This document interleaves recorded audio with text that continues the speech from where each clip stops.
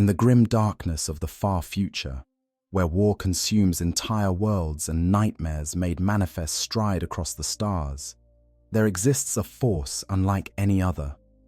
They are not the countless masses of the Imperial Guard, expendable and forgotten in their millions. They are not even the legendary Space Marines, those transhuman warriors whose deeds echo across the galaxy. No, these golden armored sentinels represent something far more profound, far more terrifying in their perfection.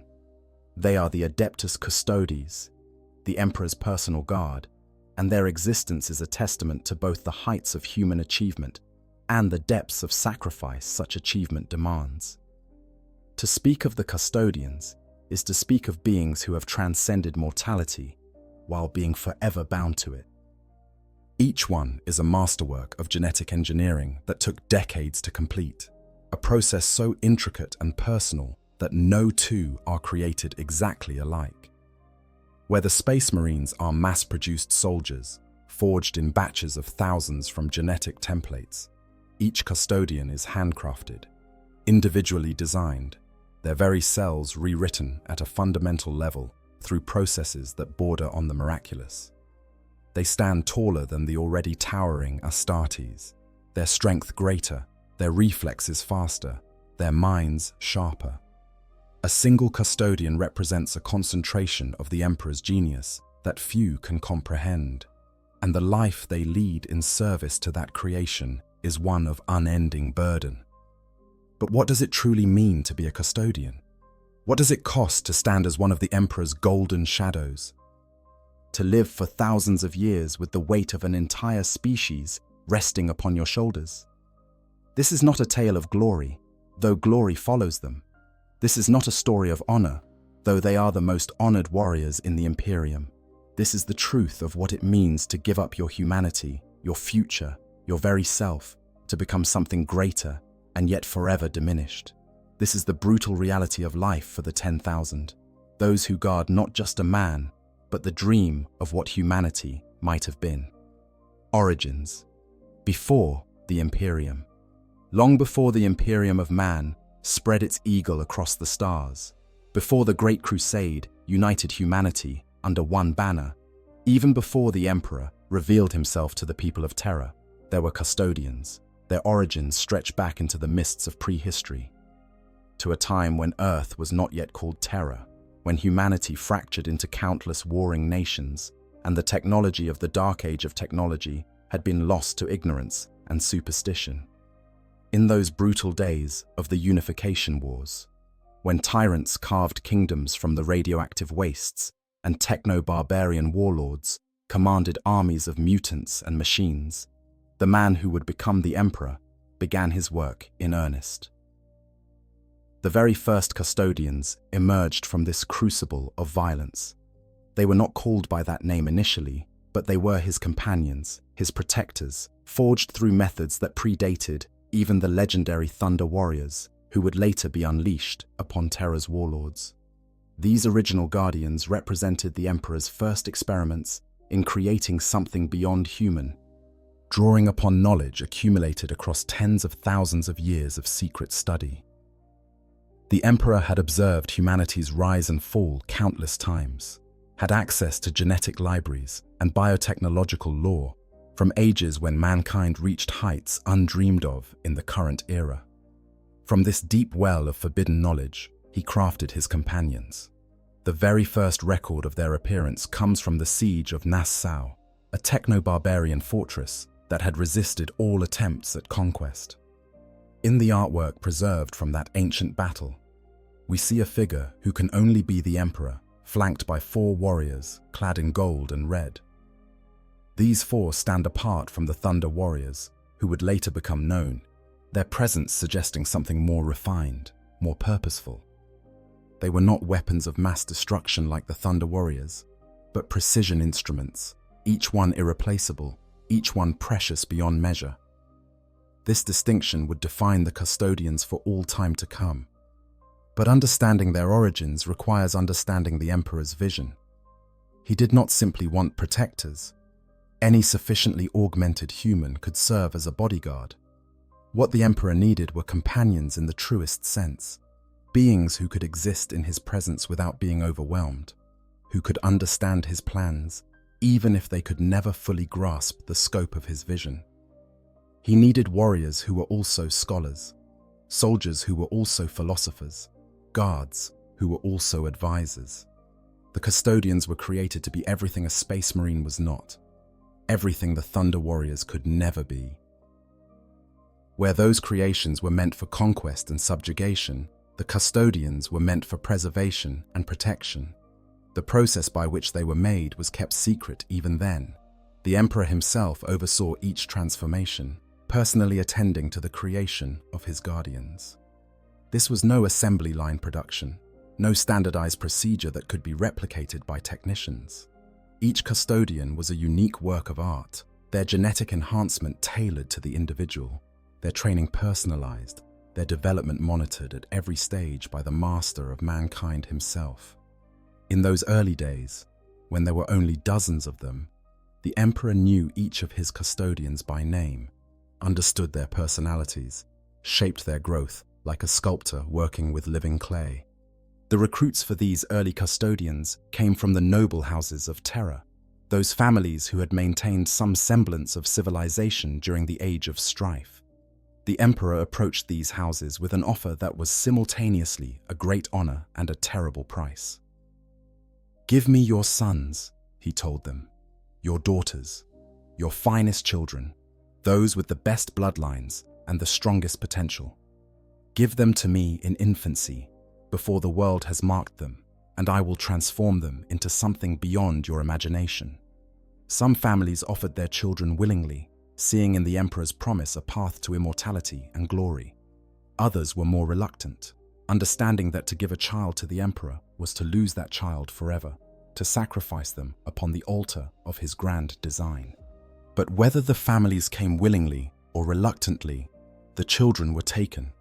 Infants, no more than a few months old, were brought before the Emperor and his geneticists.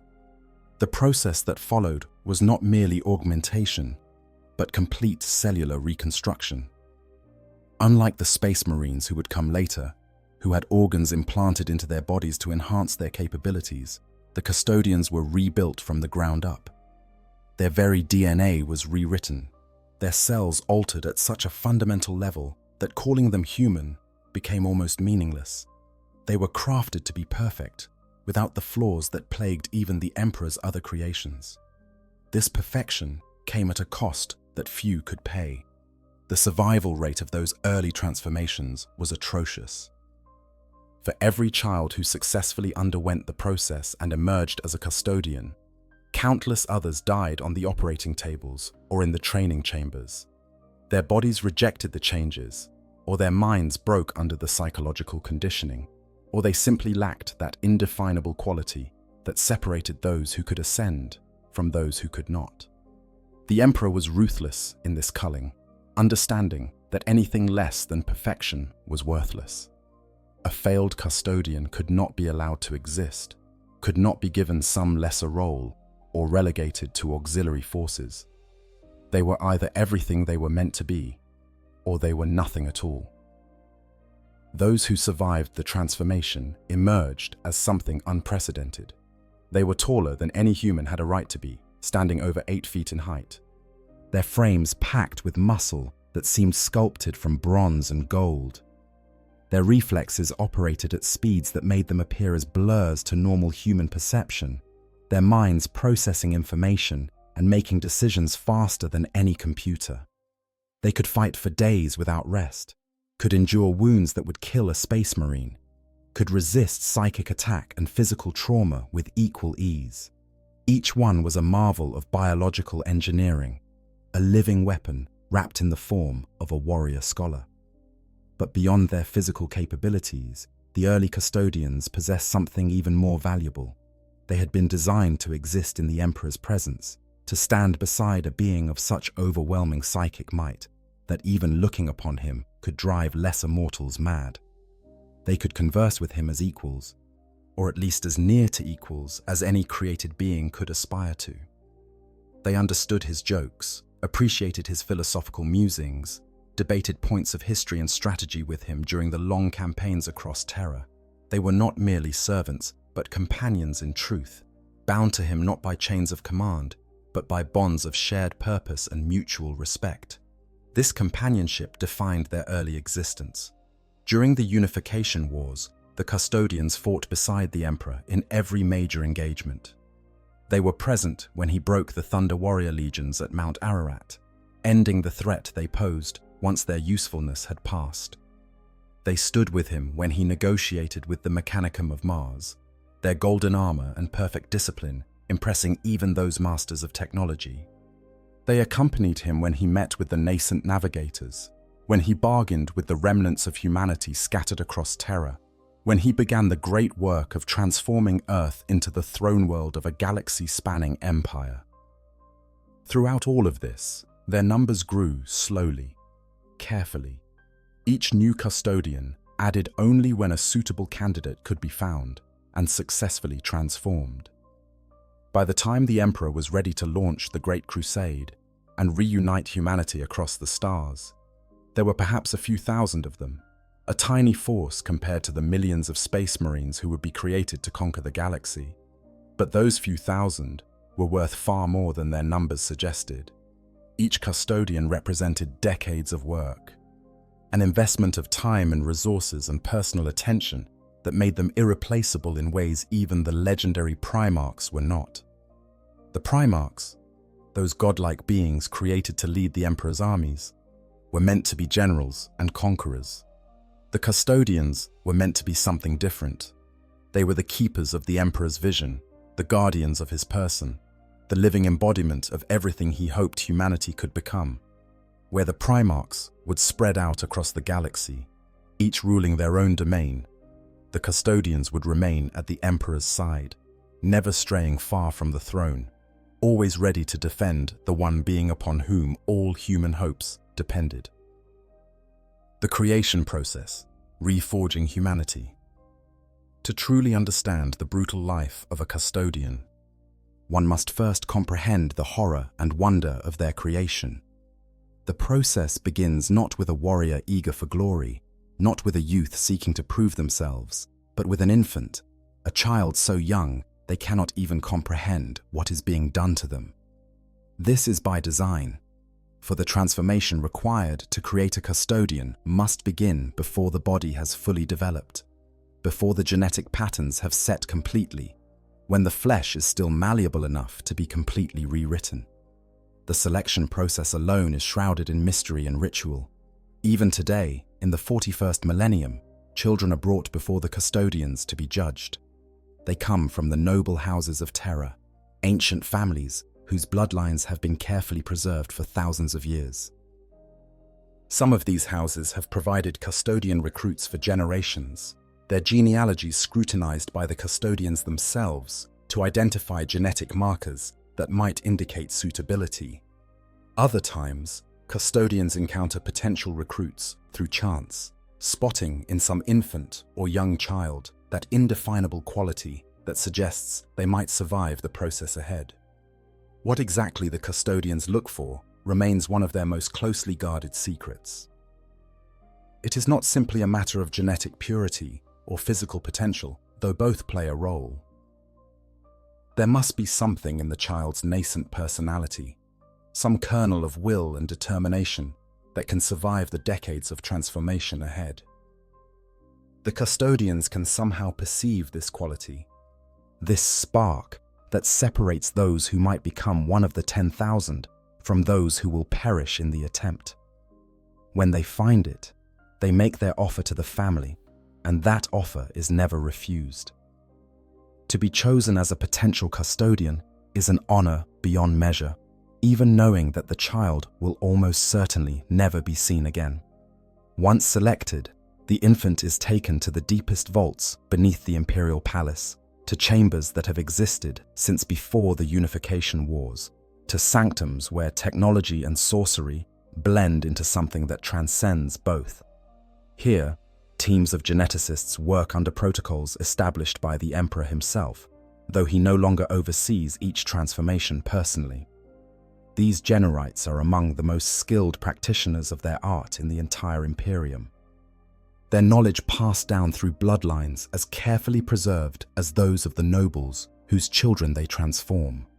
They serve only the Custodians, owing allegiance to no other organization, not even the Mechanicum of Mars with its monopoly on technology.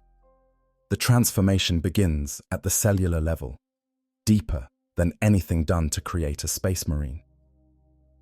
While the Astartes have organs implanted into their bodies to enhance their capabilities, the Custodians undergo complete genetic reconstruction.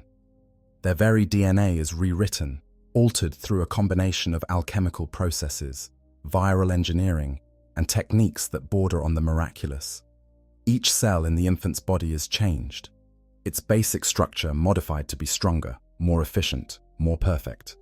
This is not the crude butchery of organ implantation, but something far more sophisticated, a complete remaking of what it means to be human. The process takes decades, while a space marine can be created in a matter of years, rushed through their augmentation and training to fill the endless need for warriors. A Custodian requires far longer. The infant grows slowly under the watchful eyes of the Generites, their development carefully monitored and guided.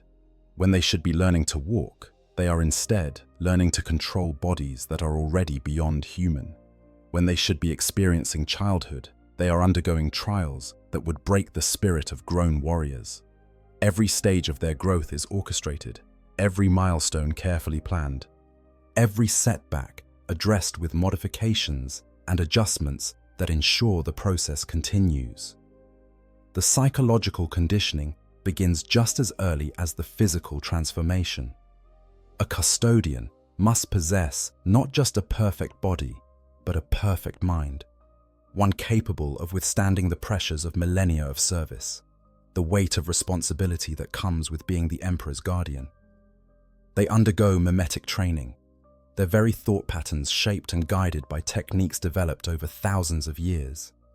They are taught to think clearly under any circumstances, to maintain their focus even when faced with horrors that would drive normal humans mad, to process information and make decisions with a speed and accuracy that borders on precognition. But this mental conditioning comes at a terrible price. The Custodians lose something in their creation, something fundamental to the human experience. While they retain the capacity for emotion, for friendship and loyalty, and even love, these feelings are muted, controlled, subordinated always to their primary purpose. A space marine might feel the brotherhood of his chapter deeply, might form bonds with his battle brothers that transcend mere friendship. A Custodian experiences these connections differently, more distantly, as if separated from their own emotions by a thin veil of ice. They can appreciate the concept of camaraderie, can understand intellectually why it matters, but they cannot fully lose themselves in it the way other beings can. This emotional distance is by design. The Emperor understood that his guardians would need to make terrible decisions, would need to sacrifice anything and everything to protect him, even their own brothers. A Custodian must be capable of leaving a fellow guardian to die if doing so serves the greater purpose of protecting the Emperor. They must be able to watch civilizations burn, to order the deaths of millions, to commit atrocities in the Emperor's name without flinching. This requires a certain coldness, a detachment from normal human concerns that allows them to see the bigger picture even when that picture is painted in blood and ash. The physical trials that accompany this mental conditioning are no less brutal. As the child grows, they are pushed to the absolute limits of their developing capabilities. They train in combat before they can properly speak, their bodies moving through forms and patterns that will one day make them the deadliest warriors in the Imperium. They study strategy and philosophy, learning to think like generals and scholars even as their muscles are being forged into weapons. They face simulated battles, encounter scenarios designed to test their judgment and resolve, experience failures that teach them the cost of mistakes while they are still young enough to learn from them. Many do not survive this process. Despite all the care, all the selection and screening and monitoring, despite the best efforts of the Generites and trainers, children die during the transformation. Their bodies reject the genetic modifications, or their minds break under the psychological pressure, or they simply lack that final spark of will necessary to push through the last barriers. When this happens, there is no second chance, no opportunity to try again or to salvage something from the failure. The failed candidate is quietly disposed of, their existence erased from all records, their families informed simply that their child was not chosen after all. Those who survive emerge from their decades of transformation as something that barely resembles the infant that entered the process. They stand over 8 feet tall, their frames packed with muscle that seems carved from living bronze. Their faces, while retaining something of their original features, have been refined into a kind of austere perfection, beautiful in the way that a perfectly crafted weapon is beautiful. Their eyes hold a depth of intelligence and experience that seems impossible in one so physically young, though by this point they may have spent 40 or 50 years in the transformation process. But the most profound changes are the ones that cannot be seen. A fully transformed custodian possesses strength that makes them capable of tearing apart armored vehicles with their bare hands. Their reflexes operate at speeds that allow them to dodge incoming fire, to react to threats before normal humans can even perceive them. Their senses are so sharp that they can track individual targets in complete darkness, can hear conversations from hundreds of meters away, can detect the slightest change in air pressure that might indicate an approaching enemy. They can fight for days without rest, can survive wounds that would kill even a space marine, can continue functioning even when half their body has been destroyed. Their minds are equally enhanced. A custodian can process and analyze information with the speed of a cogitator, can learn new skills and disciplines with frightening rapidity, can remember everything they have ever experienced with perfect clarity. They are trained scholars as well as warriors, equally comfortable debating philosophy and theology as they are carving through enemy formations. They speak dozens of languages, understand the intricacies of galactic politics and military strategy, can function as diplomats and administrators when necessary. This is because the Emperor designed them not just to fight, but to serve as his companions, to be beings he could actually speak with and not simply command. The final stage of their creation comes when they take their name. This is a moment of profound significance in a custodian's life, for it marks their full acceptance into the ranks of the 10,000. They choose a name drawn from the mythology and history of Terra, adding it to whatever birth name they might have retained. This name becomes part of their identity, inscribed on the interior of their armor, spoken when they perform deeds of particular note. Over the course of their long lives, a custodian may earn additional names, each one marking some achievement or victory that deserves remembrance. The most legendary custodians have accumulated hundreds or even thousands of names, their full titles becoming litanies that take minutes to recite. Constantin Valdor, the first Captain General of the Custodians, possessed over 1,900 names by the time of the Horus heresy. Each one represented a battle won, an enemy slain, a moment when he had performed some deed worthy of being commemorated. His full title was so long that it was only spoken in its entirety on the most formal occasions, a recitation that served as both honor roll and history lesson.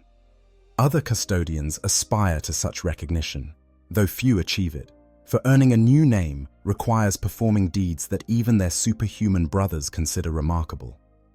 The creation process, then, is not merely a matter of physical transformation, but of complete reconstruction at every level. The infant who enters the chambers beneath the Imperial Palace ceases to exist long before the custodian emerges. What comes out the other side is something new, something that has never existed before in quite that form. They are unique individuals, each one different from their brothers, each one bearing the mark of their own personality and will. But they are also fundamentally alike, all shaped by the same basic process, all molded to serve the same purpose. They are the Emperor's companions, his guardians, his golden shadows, and the price they paid to become what they are can never be fully repaid. Training, decades of transformation.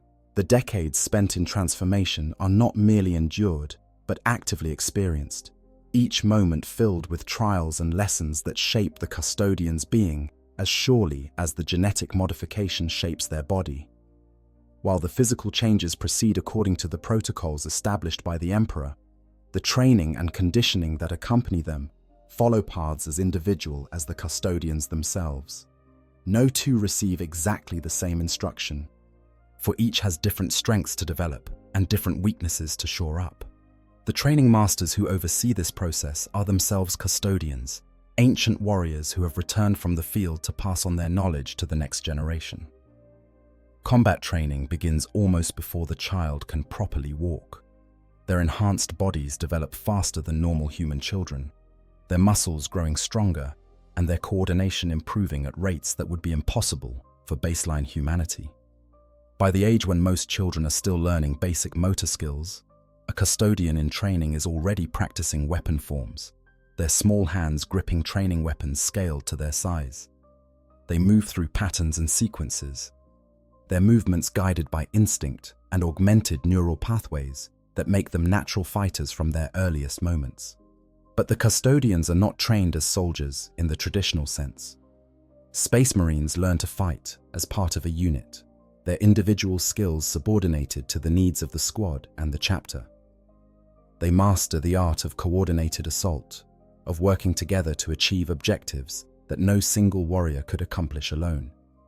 Custodians, by contrast, are trained as individual champions, each one capable of standing alone against any threat. They learn to rely on themselves first and foremost, to trust in their own skill and judgment, rather than depending on their brothers to cover their weaknesses. This difference in training philosophy stems from their fundamental purpose. A Space Marine is a soldier, designed to conquer worlds and bring entire systems into compliance. They fight in armies, supported by tanks and artillery and air support, working as parts of a vast military machine. A custodian is a guardian, designed to protect a single individual against any conceivable threat. They must be capable of fighting alone, of holding their ground even when surrounded and outnumbered, of being an army unto themselves. This requires a different kind of training, one that emphasizes individual excellence over unit cohesion. The weapons training alone takes years to master. Each custodian must become proficient with the full array of weaponry available to their order, from the iconic Guardian Spear to the massive power fists and thunder hammers wielded by their heavy infantry. They practice with these weapons until their use becomes second nature, until they can switch between fighting styles and weapon configurations without conscious thought. A custodian might begin an engagement with a Guardian Spear, using its integrated bolter to rain death upon distant enemies, then seamlessly transition to melee combat, the spear's power blade carving through armor and bone with equal ease. But weapon proficiency is only part of their training. The custodians also master unarmed combat to a degree that makes them deadly, even when stripped of all equipment. They study ancient Terran martial arts, techniques preserved from the dark age of technology and before, combined with new styles developed specifically for their enhanced physiology. A custodian's unarmed strikes can shatter ceramite armor. Their grappling techniques capable of breaking power armor and the superhuman warriors wearing it. They learn to fight in every conceivable environment, from the vacuum of space to the crushing depths of the ocean, from burning manufactorums to frozen wastelands. Beyond physical combat, they receive extensive training in tactics and strategy. While they may fight as individuals, they must understand the broader context of warfare, must be capable of analyzing battles and making sound tactical decisions. They study the campaigns of the Emperor during the Unification Wars and the Great Crusade, learn from the victories and defeats of the Space Marine legions, analyze the strategies of every major Xenos race and traitor faction. This education continues throughout their lives. for a custodian must remain mentally sharp as well as physically deadly. The scholarly aspects of their training are no less rigorous than the martial ones. Every custodian becomes fluent in dozens of languages, both current and ancient. They study history, philosophy, theology, and political theory. They learn to debate and discuss, to analyze arguments and construct counter-arguments, to think critically about complex problems. This is because they were designed to be companions to the Emperor, beings capable of conversing with him on any subject. Though the Emperor has been entombed upon the Golden Throne for 10,000 years, the custodians maintain this tradition, for they are scholars as much as warriors. This scholarly bent manifests in unexpected ways. Many custodians develop personal interests and hobbies that they pursue during their rare moments of leisure. Some become accomplished poets or artists, creating works that capture the beauty and tragedy they witness across their long lives. Others become historians, compiling detailed records of battles and campaigns, preserving knowledge that might otherwise be lost. Still others delve into philosophy or theology, contemplating the nature of the Emperor and humanity's place in the universe. These intellectual pursuits are not considered frivolous distractions, but essential components of what it means to be a custodian. Perhaps the most challenging aspect of their training, however, is learning to manage the loneliness that will define their existence. Unlike space marines who bond with their brothers, forming close relationships within their chapters, custodians remain fundamentally solitary. They respect their fellow guardians, trust them implicitly in combat, but they do not form the same kind of deep emotional connections. This isolation is deliberately cultivated during their training, for a custodian must be capable of standing alone, of making hard decisions without being swayed by personal attachments. Part of this training involves the practice of yorthagna, a form of meditative exercise that helps custodians maintain their mental balance across centuries of service. They sit in their private chambers, moving through breathing patterns and controlled body movements that help them process the accumulated stress and trauma of their duties. This meditation is not simply relaxation, but a necessary tool for managing the psychological burden of immortality. Without it, even a custodian's enhanced mind might eventually break under the weight of thousands of years of memories.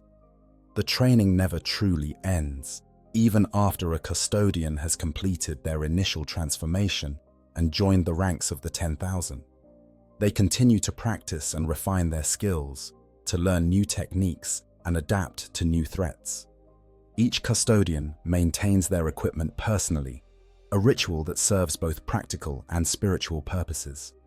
They inspect every piece of their armor, clean and oil every weapon, ensure that everything is in perfect working order. This individual maintenance reinforces their sense of self-reliance while also connecting them to the ancient traditions of their order.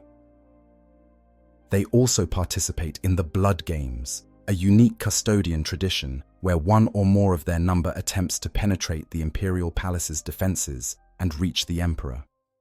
These exercises serve multiple purposes.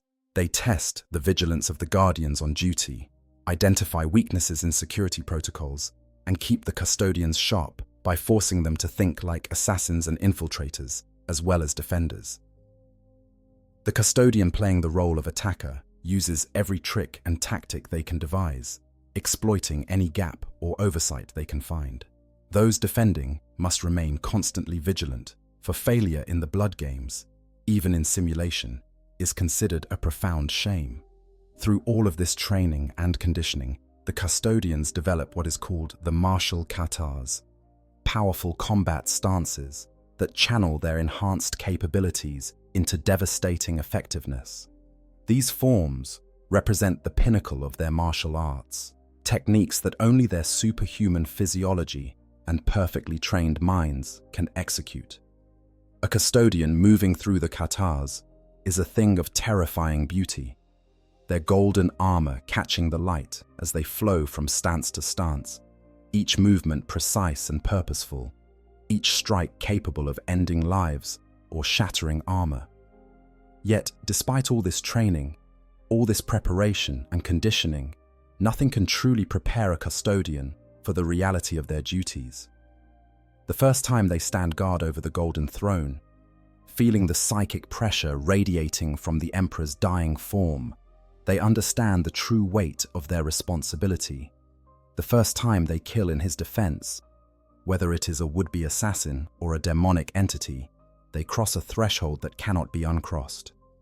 The first time they watch a brother fall, knowing that their numbers can never be easily replaced, they begin to understand the true cost of their immortality. The burden of perfection. To be perfect is to be alone. This truth, more than any other, defines the existence of the Adeptus Custodes. They are the pinnacle of human achievement, the ultimate expression of what genetic engineering and thousands of years of accumulated knowledge can produce. They are stronger than Space Marines, faster than the legendary Primarchs in their youth, more skilled than the greatest champions of the Imperium. They are, by any objective measure, as close to perfect as biology and technology can make a human being. And this perfection is a prison from which they can never escape. The psychological burden begins with their immortality. A custodian does not age in any meaningful sense. Once they complete their transformation, their cells maintain themselves indefinitely, repairing damage, resisting disease, keeping the body in a state of perpetual prime. Barring violence, a custodian could theoretically live forever, witnessing ages rise and fall, empires crumble and reform, watching humanity's long struggle play out across millennia. This is not the extended lifespan of a space marine, who might live for centuries, but will eventually succumb to accumulated battle damage, or the slow degradation of their enhanced organs. A custodian who survives does not simply live longer, but lives fundamentally differently. Their existence stretched across timescales that would drive normal humans mad. What does it mean to remember 10,000 years? To have witnessed the birth of the Imperium, to have stood beside the Emperor when he still walked among men, to have seen the Primarchs in their glory and watched them fall to corruption or death. The custodians who survived the Horus heresy carry memories of a golden age that can never return, of a time when the Emperor's dream seemed achievable, when humanity's future looked bright despite the dangers lurking in the dark between the stars. They remember what was lost, and that memory is a wound that never heals. The perfect clarity of their recall makes this burden even heavier. A normal human's memories fade with time, the sharp edges softening, painful experiences becoming distant and manageable. A custodian remembers everything with perfect crystalline clarity. They can recall conversations from thousands of years ago as if they happened yesterday, can remember the faces of fallen brothers with such precision that it feels like losing them all over again.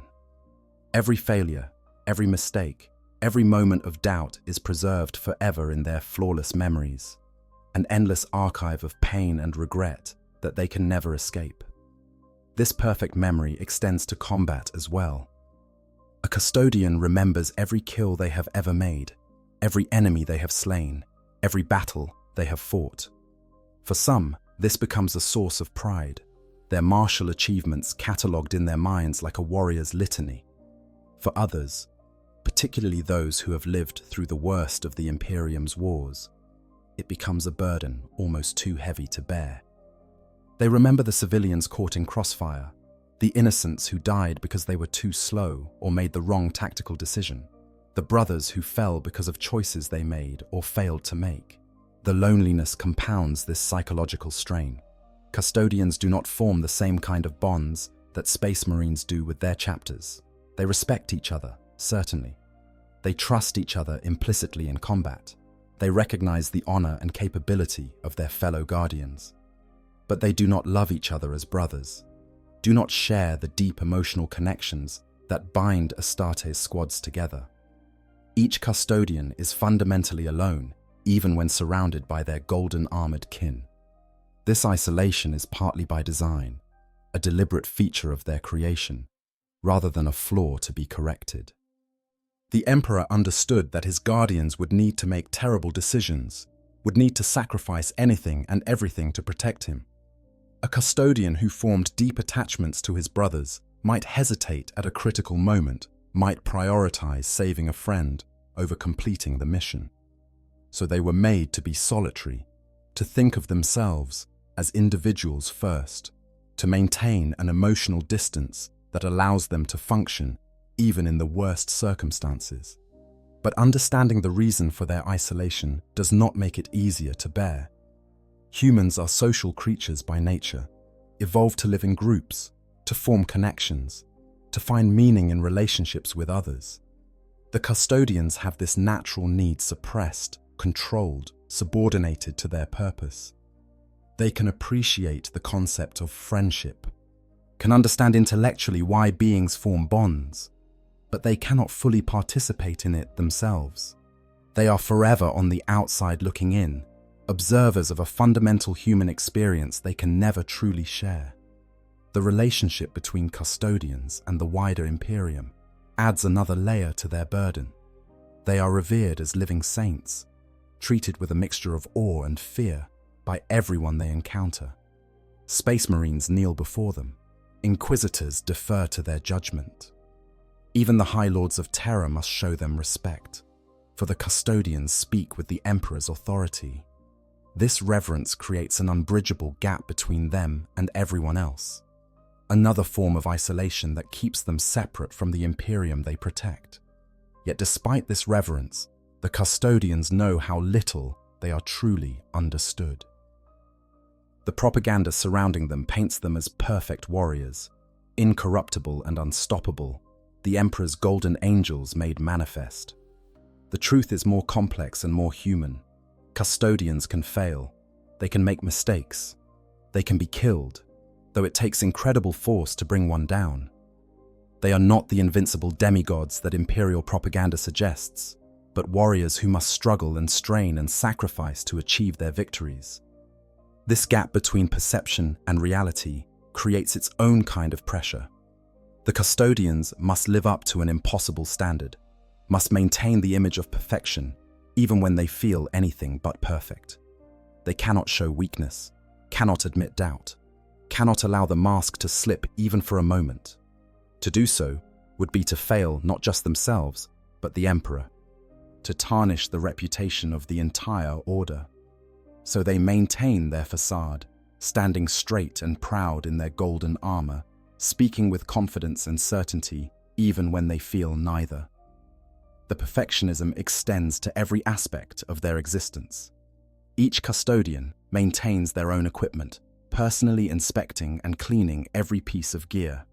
Their armor must be spotless, their weapons perfectly maintained, every seal and joint checked and rechecked. This is not simply military discipline, but a psychological necessity, a way of maintaining control and order in lives that span millennia. The ritual of equipment maintenance provides a focal point, a concrete task that can be completed and perfected, offering a small sense of accomplishment in an existence where larger victories often feel fleeting and meaningless. But this drive for perfection can become its own kind of trap. Some custodians develop obsessive tendencies, unable to accept anything less than absolute flawlessness in themselves and others. They push themselves beyond even their considerable limits, training until their bodies break and must be repaired, reviewing past battles endlessly to identify mistakes that could have been avoided. This perfectionism can make them brilliant warriors, but terrible leaders, unable to accept the limitations of lesser beings, frustrated by the inefficiency and incompetence they see all around them. The burden of their perfection also manifests in their relationship with failure. When a custodian fails, when they make a mistake that costs lives or allows harm to come to those they protect, the weight of that failure is almost unbearable. They have been created to be perfect, trained for decades to eliminate all weaknesses, conditioned to believe that they can overcome any obstacle through skill and determination. When they encounter a situation where they are not enough, where their perfection proves insufficient, it shakes them to their core. The greatest failure in their history still haunts them 10,000 years later. During the Horus Heresy, despite all their skill and dedication, They could not prevent the emperor from being mortally wounded. They could not stop Horus from reaching the imperial palace, could not prevent the civil war that tore the Imperium apart, could not save the emperor from being entombed upon the golden throne. This failure, this ultimate proof of their imperfection, drove many custodians to adopt black cloaks and robes, symbols of shame that they wore for millennia as a reminder of their greatest defeat. Living with this failure requires a kind of mental fortitude that goes beyond even their considerable training. They must continue to serve, continue to protect, continue to stand guard over the golden throne, knowing that they already failed in their most important duty. They must wake each day and face the reality that the emperor they were created to protect lies broken and dying, sustained only by the sacrifice of thousands of psykers and the machinery of the golden throne. This knowledge is a constant weight, a psychological burden that never lessens no matter how many centuries pass. Yet they endure.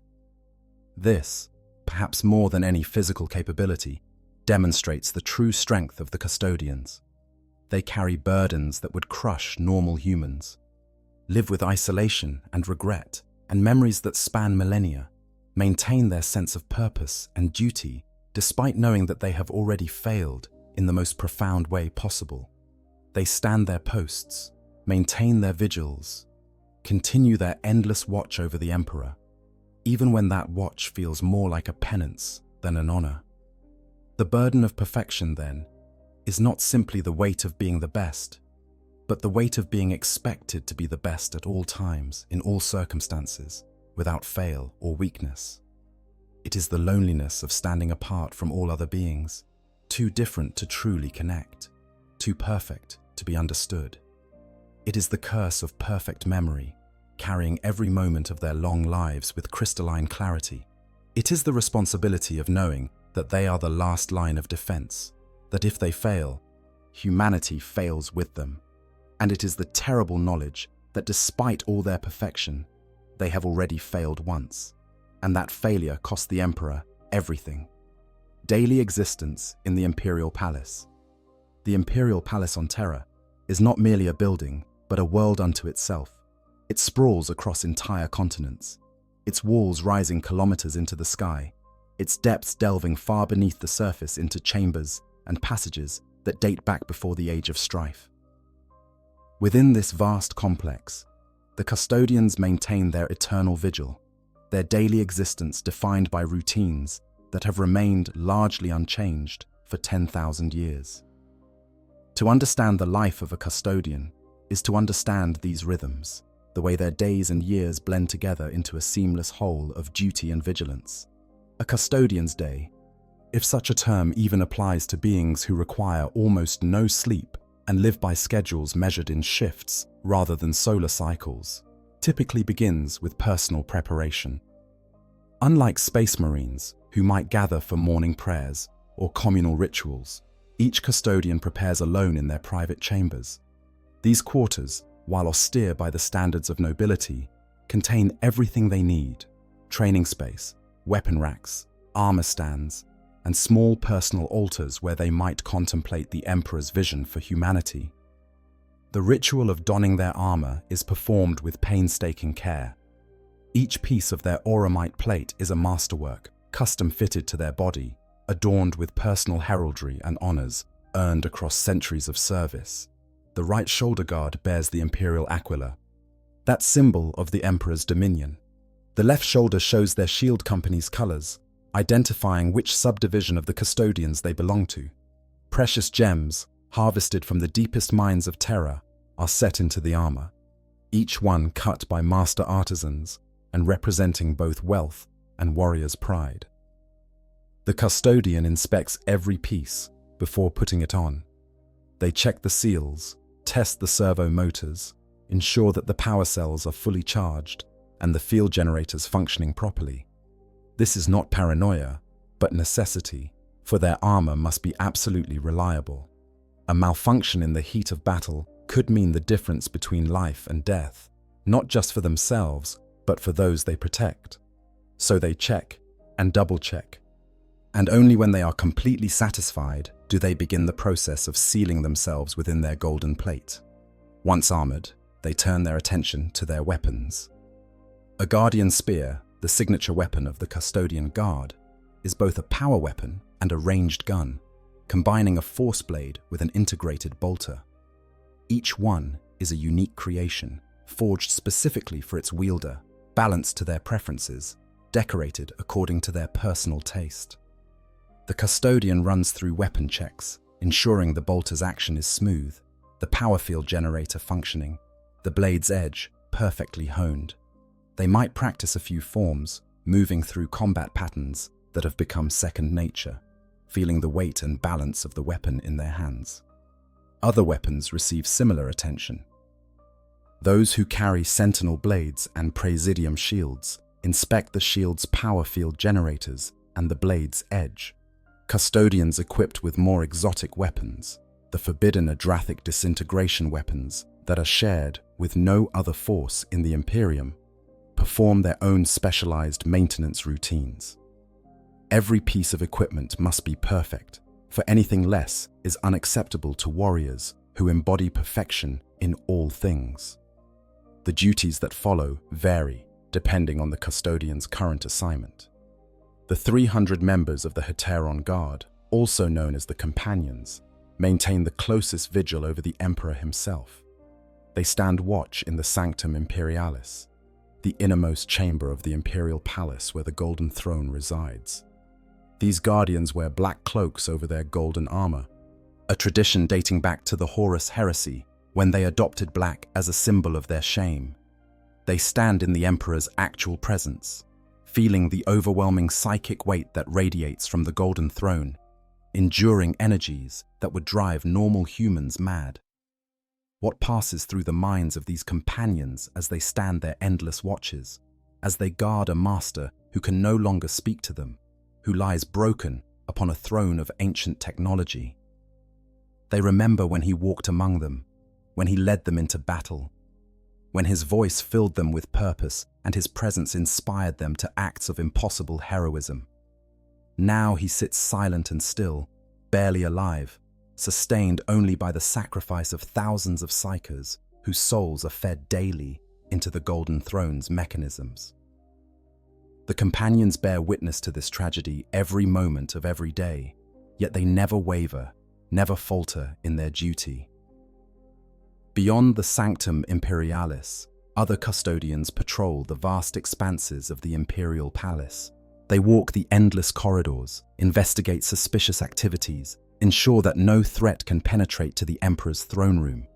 This duty might seem monotonous, an endless repetition of the same routes and the same checks, but the custodians bring to it an attention to detail that would be impossible for lesser beings. They notice the slightest changes, the smallest anomalies, anything that might indicate a threat or a breach in security. The palace they guard is under constant threat, though most of the Imperium's citizens never realize it. Assassins from every faction imaginable attempt to infiltrate its defenses. Chaos cults plot within its walls, hidden among the billions of servants and workers who maintain the vast complex. Alien agents seek to gather intelligence or plant sabotage. Rogue psychers manifest in the depths, opening portals to the warp that must be sealed before demons can pour through. The custodians deal with these threats quietly and efficiently, their actions never making it into official records, their victories celebrated only among themselves. Some custodians serve in more specialized roles. The Eyes of the Emperor, a secretive subdivision, work as intelligence operatives and investigators. They move among the Terran nobility, watching for signs of corruption or heresy, gathering information that might be relevant to the Emperor's protection. They are skilled in disguise and deception, capable of passing as normal humans when necessary, though their distinctive size and bearing make this challenging. These agents report directly to the Captain General, providing him with intelligence that shapes the custodian's broader strategic decisions.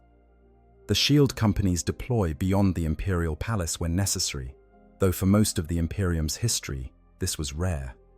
These custodians might accompany important Imperial officials on particularly dangerous missions, or respond to threats that directly impact Terra's security.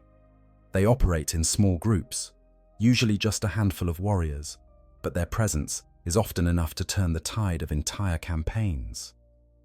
A shield company arriving to reinforce Imperial forces is considered such a significant event that it is deemed heresy to record them ever losing a battle. Between duties, custodians have time for personal pursuits, though even this time is rarely idle. Many continue their scholarly studies, reading from the vast libraries maintained within the Imperial Palace, studying philosophy and history and tactics. Others practice their artistic pursuits, creating works that will never be seen by outsiders, but which satisfy some deep need for creative expression.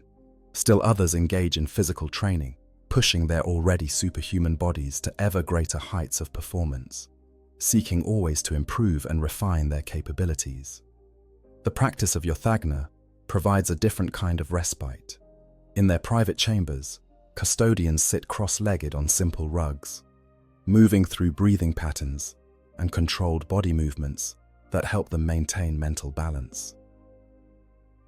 This meditative practice is not weakness, but wisdom, a recognition that even their enhanced minds need tools to process the accumulated stress of centuries or millennia of service.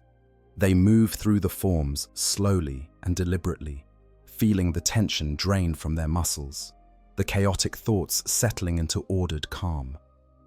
Meals, when they eat at all, are solitary affairs. Custodians do not require as much sustenance as normal humans, their enhanced metabolism extracting nutrients with perfect efficiency. They might go days without eating, sustained by their own internal reserves, though they do need to replenish themselves eventually. When they eat, it is functional rather than social, consuming nutrient-dense rations that provide everything their bodies need without the ceremony or ritual that might accompany a Space Marine chapter's feasting halls. The isolation extends even to their sleeping arrangements, though sleep is perhaps the wrong word. Custodians require very little rest, and what rest they do need is taken in short periods rather than extended sleep cycles. They might meditate for an hour or two, their minds entering a state of restorative calm while their bodies remain alert to any threats. Some custodians go weeks or even months without true sleep, their minds and bodies sustained by their perfect biochemistry, resting only when their duties permit it. Throughout all of this, they remain constantly vigilant, even in their private chambers, even during their meditations or artistic pursuits. They are never truly off duty. Their enhanced senses remain active, their minds processing information from their environment, ready to respond to any threat in an instant.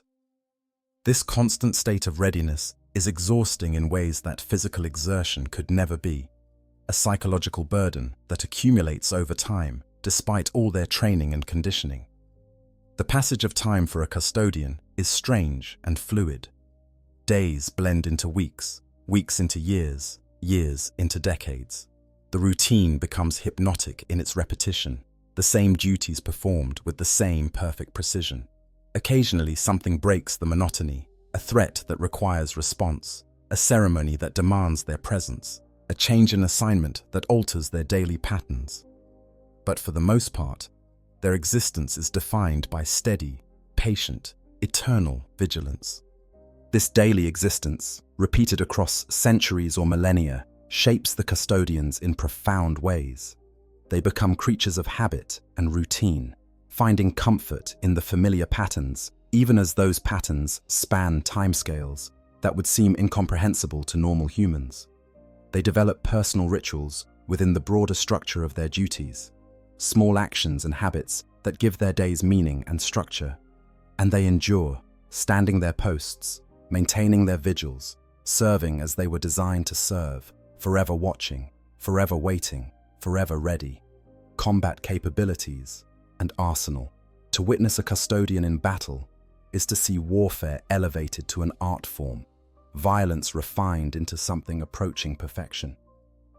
They are not merely soldiers who fight well.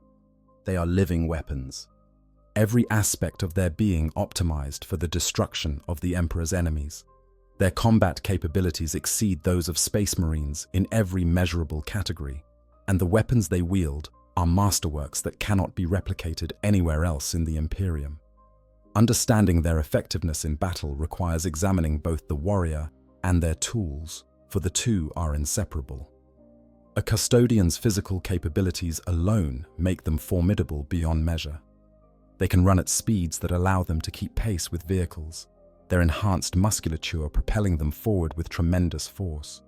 Their reflexes operate at such heightened levels that they can dodge incoming fire, reacting to threats before normal humans can even perceive them. They have been observed catching bolter rounds mid-flight, blocking lasgun beams with their weapons, moving with such speed and precision that they appear as golden blurs to unenhanced observers. Their strength allows them to tear apart armored vehicles with their bare hands, to crush skulls with casual ease, to wield weapons that would require power armor for normal humans to even lift. A Custodian in close combat is a force of nature, each strike delivered with perfect technique and overwhelming power. They can fight for days without rest, sustaining themselves on nothing but determination and their enhanced biochemistry, pushing through exhaustion that would kill even a Space Marine. But perhaps their most terrifying capability is their resilience. Custodians can continue fighting with wounds that would incapacitate or kill other warriors. They have been observed battling with half their face missing, with portions of their skull removed, with massive trauma to their bodies that should have been instantly fatal. Only a killing shot, something that destroys the brain or completely obliterates their hearts, can reliably bring a Custodian down.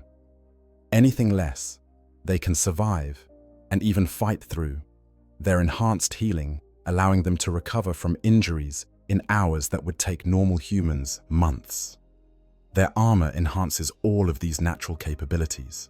Auramite is not merely gold-colored ceramite, but a unique alloy created through processes known only to the Custodian's own armorsmiths.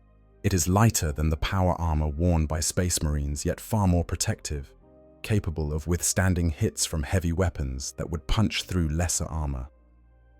The armor's field generators project defensive barriers that can deflect even heavy ordnance, turning aside shots that would destroy buildings.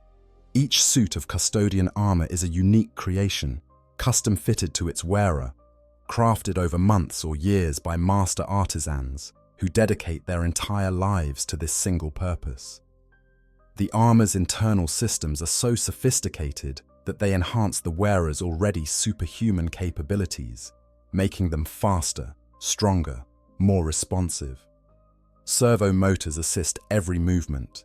Sensors feed tactical information directly to the Custodian's mind. Communication systems allow coordination across vast distances. The armor is not merely protection, but an extension of the warrior's body, responding to their thoughts as smoothly as their own limbs. The weapons of the Custodian Guard are equally remarkable. The Guardian Spear represents their signature armament, a weapon that has been carried by the Emperor's Guardians since before the Imperium existed. It combines a power blade with an integrated bolter, allowing the Custodian to engage enemies at any range. The power blade can shear through the heaviest armor, its disruption field allowing it to cut through molecular bonds. The bolter fires rounds that are handcrafted and restricted solely to Custodian use. Each shell a small masterpiece of destructive engineering. In close combat, a Custodian wielding a Guardian Spear becomes a whirlwind of golden death. They move through the martial katas, those powerful combat stances that channel their capabilities into maximum effectiveness. Each strike precisely aimed to exploit weaknesses in enemy armor or formation. They can transition seamlessly from ranged to melee combat, firing their bolter as they close the distance, then bringing the spear's blade to bear in a killing strike. Their mastery of these weapons is absolute, the product of decades of training and centuries of combat experience. Those Custodians who carry sentinel blades and presidium shields fight in a different style, but with equal effectiveness. The shield's power field can deflect incoming fire while also serving as a devastating melee weapon. its edge sharp enough to cut through armor and bone. Behind this protection, the Custodian strikes with their blade, finding gaps in enemy defenses, delivering killing blows with surgical precision. This fighting style makes them nearly impossible to kill in close quarters, their shields deflecting attacks while they methodically dismantle their opponents. But the Custodian's arsenal extends far beyond these standard weapons. They have access to technology that is forbidden to every other force in the Imperium, weapons so rare and powerful that their very existence is kept secret from all but the highest authorities. Adrathic weapons, for instance, are ancient disintegration beams that atomize their targets, reducing flesh and armor alike to component atoms. These weapons date back to the Dark Age of technology and the wars that preceded it, and the Custodians guard their secrets jealously, sharing them with no one, much to the frustration of the Mechanicum. The Custodian Guard also fields specialized units with unique capabilities. The Aquilan Terminators wear tactical dreadnought armor that combines the protection of standard Terminator plate with enhancements that make it worthy of the Emperor's Guardians. They carry weapons like the Lastrum Stormbolters, specialized firearms that fire at incredible rates, and Solarite power gauntlets that can crush tanks and warriors alike. These Terminators represent the ultimate in armored assault, nearly unstoppable forces that can wade through the heaviest fire to deliver devastating close-range attacks. The Alaris Custodians take this concept even further, wearing the heaviest armor available to the Custodian Guard and wielding Guardian Spears or the massive Castellan Axes. A single Alaris Custodian can hold a choke point against an entire army, their armor shrugging off anti-tank weapons while their axes cleave through armor and flesh with equal ease. They are deployed for the most critical missions, situations where only the absolute pinnacle of the Custodian's combat capabilities will suffice. Custodian Wardens represent the veterans among the 10,000, warriors who have earned special recognition for their deeds and capabilities. They carry additional equipment, including the Vexilla, massive banners that project force fields and other beneficial effects to nearby allies. These Wardens serve as informal leaders during deployments, their experience and judgment guiding tactical decisions, even as they fight with the same deadly efficiency as their brothers. The Custodians' vehicles are no less impressive than their personal equipment. Their grav tanks and anti-grav vehicles use technology that the Mechanicum cannot fully replicate, hovering above the battlefield on suspensor fields as they deliver devastating firepower. The Caladius grav tank, for instance, can appear and disappear with startling speed, its twin accelerator cannons tearing apart enemy armor before vanishing back into cover. The Coronis grav carrier can transport Custodians directly into the heart of battle, its armor-proof against all but the heaviest weapons. Even their transport choices reflect their elite status. Custodians deployed beyond terra travel in ships that are masterworks of naval engineering, vessels that combine speed, firepower, and luxury in ways that standard Imperial warships cannot match. These ships are crewed by the most skilled personnel available, often drawn from specific bloodlines that have served the Custodians for generations. What makes all of this equipment truly effective, however, is the warrior wielding it. A Custodian in their armor, carrying their weapons, is not simply well equipped. They are a perfect synthesis of biology and technology, a being who has been crafted specifically for war and given tools worthy of their capabilities. When they enter battle, they bring together superhuman physical abilities, millennia of combat experience, perfect discipline, and equipment that represents the pinnacle of human achievement. The result is a warrior who can face almost any threat and emerge victorious. Individual Custodians have accomplished feats that border on the miraculous. A single Guardian has been recorded slaughtering so many Black Templars that an entire Crusade force was crippled. 6 Custodians faced hundreds of thousands of Tyranids and emerged victorious, though 5 fell in the process. One Custodian, guarding a prisoner, killed 6 Dark Angels who attempted to infiltrate and assassinate their target, despite being outnumbered and attacked by surprise. These are not propaganda or exaggeration, but documented facts, examples of what these warriors can achieve when pushed to their limits. In coordinated action, custodians become even more terrifying. While they fight as individuals rather than integrated units, they can coordinate their actions with devastating efficiency.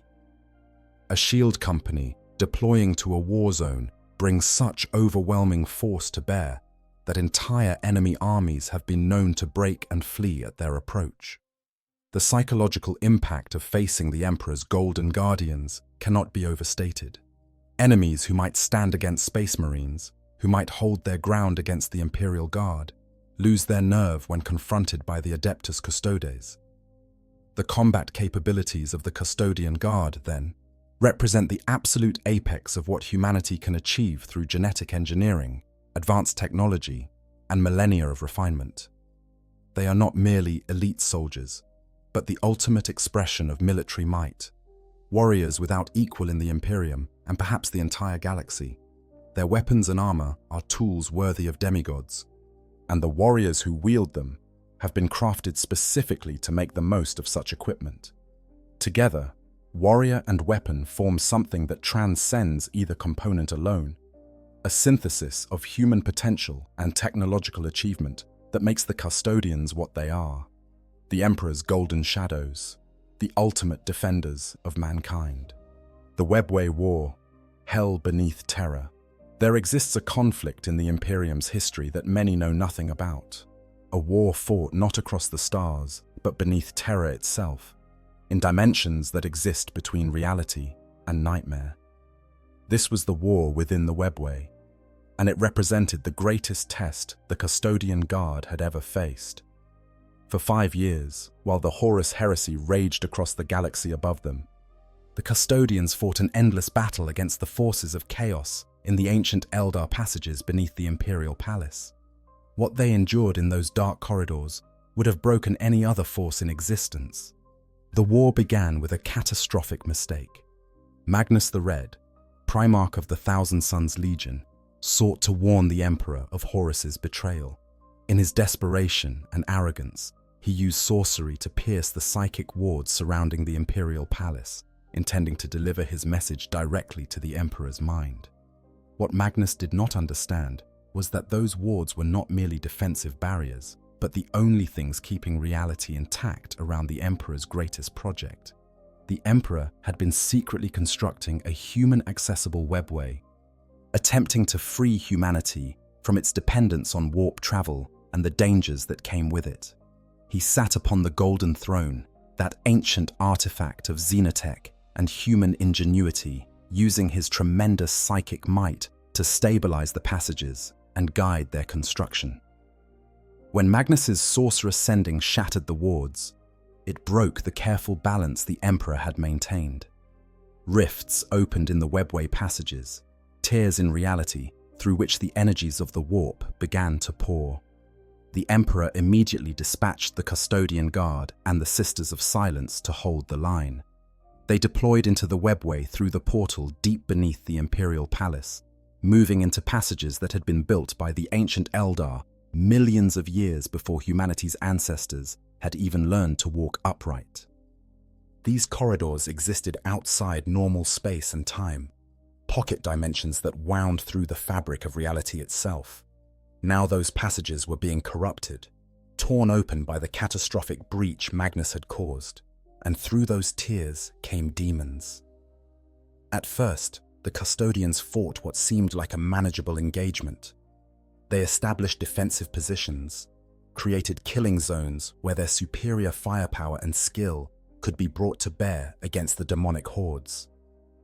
Behind their lines, Mechanicum workers and servitors labored to repair the damaged sections of tunnel, sealing the rifts and pushing the tainted warp energies back. The plan was simple: hold the line, repair the damage, restore the Emperor's project. But the war did not remain simple for long. The demons came in endless waves. Creatures of nightmare made manifest, beings that should not exist in real space, but which thrived in the half-real environment of the webway. The Custodians fought them with bolter and blade, their guardian spears singing as they carved through demonic flesh. The Sisters of Silence added their unique capabilities to the defense, their blanket presence in the warp, creating zones where demons found their powers weakened or negated entirely. Days became weeks, weeks became months. The fighting never stopped. The Custodians rotated through defensive positions, but there was never any true rest, never a moment when they could lower their guard. They fought in shifts that lasted for days, their superhuman endurance pushed to its absolute limits. They saw horrors that would have driven normal humans mad, witnessed atrocities and blasphemies that challenged even their disciplined minds. The demons adapted and evolved their tactics. Where at first they had simply rushed forward in mindless hordes, they began to coordinate their assaults, to exploit weaknesses in the Imperial defenses, to use strategies that suggested intelligence directing their actions. Bloodthirsters and Lords of Change appeared among the lesser demons, greater entities whose power dwarfed that of the foot soldiers. These champions led coordinated attacks, striking at critical points, attempting to break through to the portal that would allow them access to Terra itself.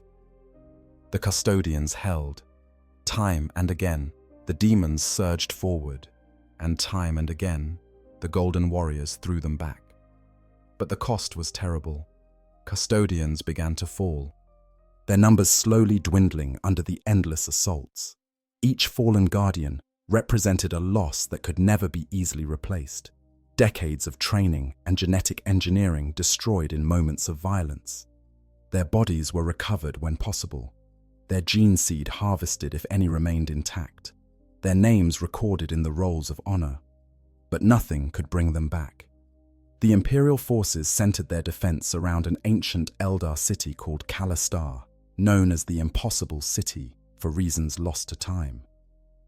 This abandoned metropolis became their fortress, its alien architecture providing both shelter and strategic advantage. The Custodians fortified its approaches, turned its plazas into killing fields, made every building a strong point. Here, they would make their stand, hold the line, no matter the cost. As the war dragged on, the nature of their enemy changed again. Chaos Space Marines began to appear among the demonic hordes, traitor Astartes, who had turned against the Emperor and now fought for the Dark Gods. These were not mindless monsters, but skilled warriors in power armor, soldiers who understood tactics and strategy, who could coordinate with the demons to create combined arms assaults. Worse still, Chaos Titans began to stride through the webway passages, god machines corrupted by the warp, their weapons capable of leveling buildings with single shots. The Custodians adapted their tactics to meet these new threats. They identified the traitor Astartes commanders and targeted them for elimination, using precision strikes to decapitate enemy command structures. They lured Titans into kill zones where concentrated fire could bring them down, though each such engagement cost Custodian lives.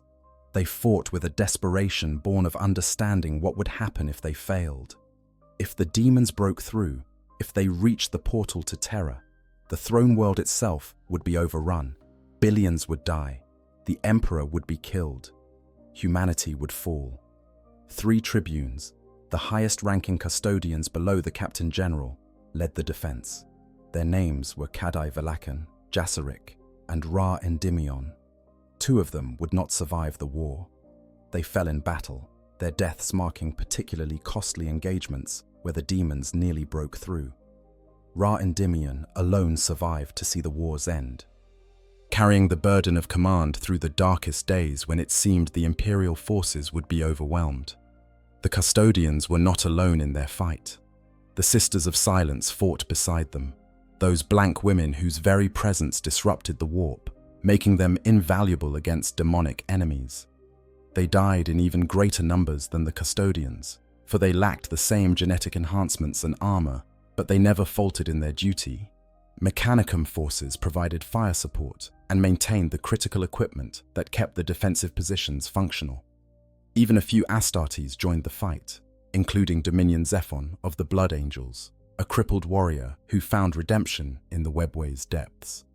By the war's 5th year, the Imperial forces had been reduced to a fraction of their original strength. The Custodians, who had numbered in the thousands when the war began, were down to around 1,000 survivors. The Sisters of Silence had suffered even greater losses. The Mechanicum forces were exhausted, their servitors and Skitarii depleted by endless combat. They had been pushed back, step by bloody step, until they fought in the passages directly adjacent to the portal to Terra. It was then that the ultimate horror appeared. Drachnien, a demon of such power that its very existence threatened reality, manifested among the Chaos forces. This entity claimed to be the Emperor's end, and its presence galvanized the demonic armies for a final push. The Custodians, exhausted beyond measure, faced annihilation. They had fought for 5 years without a moment's true rest, had bled and died in numbers they had never experienced before. And now they faced an enemy they might not be able to defeat. The Emperor himself intervened. Through a desperate gambit involving the sacrifice of 1,000 captured psykers, the Golden Throne was temporarily powered without his presence. Free for a single day, the Emperor plunged into the webway to save his guardians. He appeared among them as a being of golden psychic fire, his power blazing so bright that it drove back the darkness. He channeled this power into the very structure of the webway, reinforcing it, stabilizing it, burning away the demonic corruption. The Emperor summoned an army of loyal dead, spirits wreathed in psychic flame that fought alongside the living. Among them were the blazing avatars of fallen Custodians, the betrayed dead of Istvan V, and even what appeared to be a giant among giants. Possibly the Primarch Ferrus Manus reborn temporarily in the Emperor's wrath. Together, this supernatural host drove back the Chaos forces, pushing them away from the portal, buying time for the exhausted Custodians to recover. But even the Emperor could not defeat Drachnien. The demon, a manifestation of humanity's first murder, represented a kind of dark reflection of the Emperor himself. Rather than destroy it, which might have been impossible, the Emperor imprisoned it, though the cost of doing so was terrible.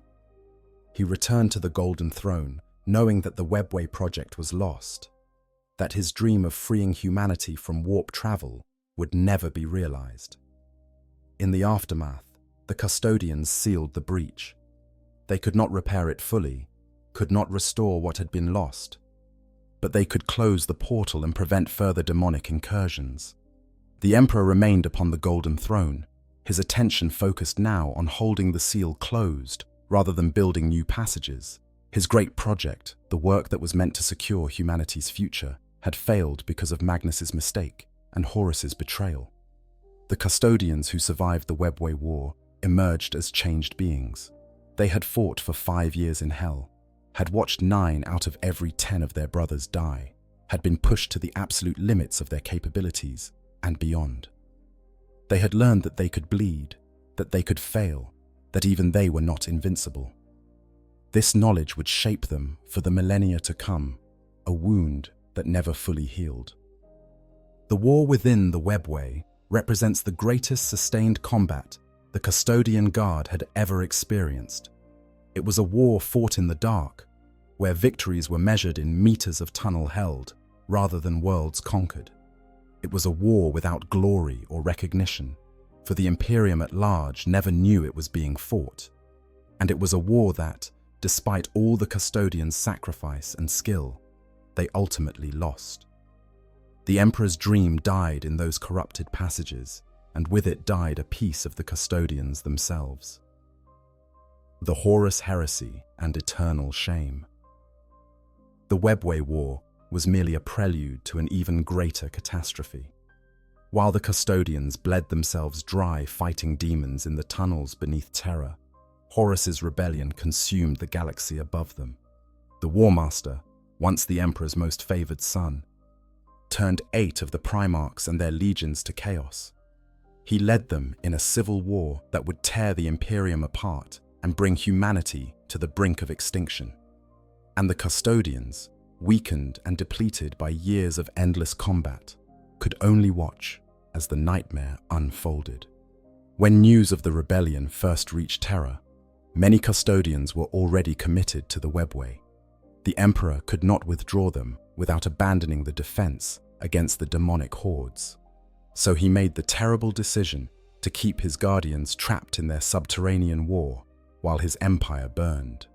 The custodians fought on, knowing that above them, entire worlds were being consumed by conflict, that their brothers in different shield companies might be facing traitor forces, that the Imperium they had helped build was being destroyed. The survivors of the Webway War emerged to find an Imperium transformed by betrayal. Horus had turned, and with him went Primarchs and legions that had been heroes of the Great Crusade. The 1,000 Suns, whose Primarch Magnus had caused the Webway breach, had fully embraced chaos. The Word-bearers, once the most devout worshippers of the Emperor, now served the Dark Gods. The Death Guard, the World Eaters, the Emperor's children, the sons of Horus themselves, all had become enemies. Fully half of the Emperor's grand project had been corrupted and turned against him. The custodians who had not been trapped in the webway had their own tales of horror. They had been scattered across the galaxy, serving as the Emperor's representatives to various Space Marine legions, ensuring that his will was carried out. When the rebellion began, many of these custodians found themselves isolated among forces that had turned traitor. Some died in the initial betrayals, cut down by warriors they had considered allies. Others fought their way clear and attempted to return to Terra, bearing warnings of the rebellion's scope. One custodian named Aquilon had been assigned to watch the word-bearers and their Primarch, Lorgar. When Lorgar turned traitor, Aquilon was killed, unable to prevent the Primarch's fall or even survive to warn others of the betrayal. His death, like the deaths of so many other custodians during the early days of the heresy, represented a failure that would haunt the survivors for millennia. They had been placed among the legions specifically to prevent such corruption, and they had failed. As Horus's forces advanced toward Terra, the custodians prepared for the final defense. They had been reduced from their original 10,000 to perhaps 1,000 battle-ready warriors. They were exhausted from years of constant combat, traumatized by losses they had never experienced before, and facing an enemy that included some of the greatest warriors in the Imperium. But they did not falter. They reinforced the Imperial Palace's defenses, established kill zones and defensive positions, prepared to sell their lives as dearly as possible in defense of their master. The siege of Terra was a nightmare made manifest. Traitor legions descended upon the throne world in numbers that blackened the sky. Titans walked through the streets, their weapons leveling entire districts. Demons poured from the warp, summoned by the dark sorcery of the traitor Primarchs. The defensive forces of Terra, including the Custodians, the loyal Space Marine legions, and the Imperial Guard, fought with desperate courage against overwhelming odds. The Custodians fought throughout the siege, their golden armor standing out amid the chaos and destruction. They held key positions in the Imperial Palace, prevented breaches from becoming catastrophic failures, launched counterattacks that drove traitor forces back from critical objectives. They killed traitor Astartes by the hundreds, slew demons and cultists and corrupted humans, fought with a ferocity born of understanding that this was the final battle, that if they lost here, everything would be lost. But they could not be everywhere. The palace was too vast, the enemy too numerous, the attacks too coordinated. The custodians watched as the outer defenses fell. As the traitors pushed deeper into the palace, as the circle of safety around the emperor grew ever smaller, they saw loyal Astartes die, whole companies sacrificing themselves to buy time, to hold positions that would inevitably be overrun. They witnessed the courage and the futility, and they fought on because there was nothing else they could do. When Horus finally teleported to the vengeful spirit, challenging the emperor to face him directly, a handful of custodians accompanied the emperor and his loyal sons, Rogel Dawn and Sanguinius. What happened aboard that ship has been told and retold countless times, embellished and mythologized, until the truth is almost impossible to determine. But the core facts remain. Horus had been elevated to near godhood by the powers of chaos. Sanguinius died trying to stop him, and the emperor was forced to destroy his most beloved son, suffering terrible wounds in the process. The custodians who accompanied the emperor aboard the vengeful spirit have their own shameful chapter in this story. Some were briefly corrupted by Horus's dark sorcery, their minds overwhelmed by the psychic power the War Master commanded. They turned on the emperor, attacking him in their madness, forcing him to defend himself against his own guardians. The corruption passed quickly, the madness fading as Horus's focus shifted, but the damage was done. The emperor had been forced to cut down his own custodians, to kill the warriors who had devoted their lives to protecting him. When the survivors returned from the vengeful spirit carrying the emperor's broken body, the custodians understood the depth of their failure. They had been created for one purpose, to protect the emperor, and in their most important duty, they had failed. He had been mortally wounded, forced to the brink of death, compelled to destroy a son he loved because the custodians could not prevent Horus's rebellion or protect the emperor from its consequences. The emperor was placed upon the golden throne, his psychic might now dedicated entirely to powering the device, to keeping the webway portals sealed, to maintaining the astronomicon that guided ships through the warp. He could no longer speak, no longer move, no longer interact with his Imperium. He had become a corpse sustained by technology and the daily sacrifice of thousands of psykers. The master of mankind had been reduced to this, and the custodians had not been able to prevent it. This failure broke something in the custodian guard. They had lost 9 out of every 10 of their number in the webway and during the Siege of Terra. Their Captain General, Constantine Valdor, one of the greatest warriors who had ever lived, disappeared shortly after the heresy's end, his fate unknown. The custodians who remained adopted black cloaks over their golden armor, symbols of shame that they would wear for 10,000 years. Some sources suggest they abandoned their armor entirely, wearing only black robes and helms, a complete rejection of the glory they had once embodied. They retreated into the imperial palace and sealed its gates. For millennia afterward, they would rarely emerge, rarely interact with the Imperium beyond their walls. They became almost mythical figures, guardians who protected the emperor but did nothing to protect his Imperium. This withdrawal was not merely physical, but psychological. The custodians believed they had failed in their primary purpose. How could they claim to be the emperor's perfect guardians when they had allowed him to be all but killed? This shame defined them for 10,000 years. Every custodian who lived through the heresy carried it like a wound, and they passed it on to those who came after. New recruits, transformed and trained in the millennia following the emperor's entombment, inherited the burden of their forebears' failure. They stood guard over a dying god, witnesses to what their order had been unable to prevent, monuments to the greatest military disaster in human history. The black cloaks became a tradition, a reminder that the custodians served not out of pride, but out of penance. They wore them not to honor themselves, but to remember their failure. And in that remembrance, in that acknowledgement of their imperfection, they found a different kind of purpose. If they could not prevent the emperor's fall, they could at least ensure that his sacrifice was not in vain. They would guard his body, maintain the vigil, protect the golden throne against any threat, and in doing so, perhaps earn some measure of redemption. The heresy's end marked the beginning of a new era for the custodian guard, one defined not by glory and conquest, but by quiet duty and endless shame. They had learned that they could fail, that even they were not perfect, that their creation and training did not make them invincible.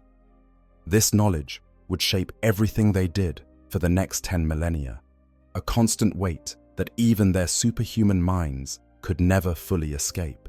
10 millennia of vigil, the 10,000 years that followed the Horus heresy were, in many ways, more difficult than the war itself. Battle provides purpose, offers clear objectives, gives warriors something concrete to fight against. The Long Watch, the endless vigil over the Golden Throne, provided no such clarity.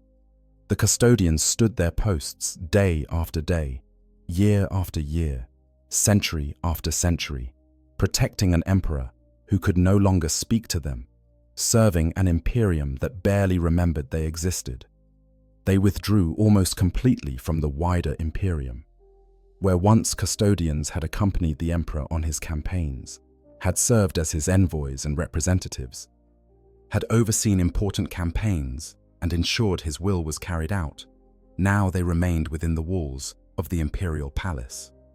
They told themselves this was proper, that their duty was to the emperor rather than the Imperium. But the truth was more complicated.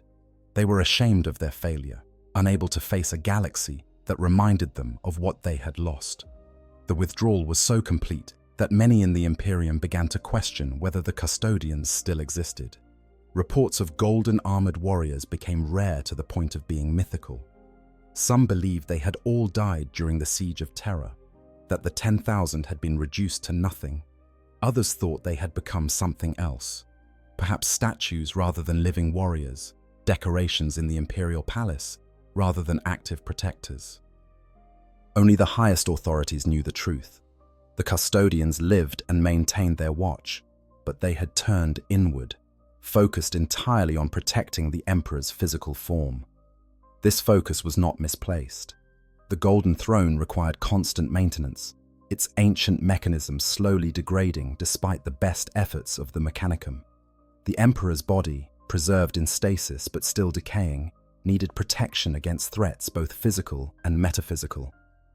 Assassination attempts continued throughout the millennia, various factions seeking to strike at the emperor or disrupt the throne. The custodians detected and eliminated these threats quietly, their victories never recorded, their battles never celebrated. Within the palace walls, they maintained their traditions and disciplines. New recruits continued to be selected and transformed, though at a slower rate than during the Great Crusade. The population of the 10,000 was maintained at its traditional number, though this sometimes took decades or even centuries to achieve. Each new custodian underwent the same brutal transformation process, learned the same histories and techniques, inherited the same shame that defined their order. They developed new specializations and roles suited to their changed circumstances. The eyes of the emperor expanded their activities, working as intelligence operatives within Terran society, watching for signs of corruption or heresy that might threaten the throne world. The companions maintained their endless vigil in the Sanctum Imperialis, their black cloaks a constant reminder of the heresy. New shield companies were formed and disbanded as need dictated, their compositions changing to meet evolving threats. But occasionally, very occasionally, the custodians emerged from their self-imposed isolation. During the Age of Apostasy, when the High Lord Gouge Vandire's madness threatened to tear the Imperium apart, the custodians finally acted. They appeared during the siege of the Ecclesiarchal Palace, their intervention critical in ending Vandire's reign of terror. They convinced the leader of Vandire's bodyguards, Alicia Dominica, to enter the Emperor's presence. What she saw there convinced her to turn against Vandire, leading to his death and the end of the Age of Apostasy. This intervention was notable precisely because it was so rare. For thousands of years, the Imperium had descended into corruption and madness.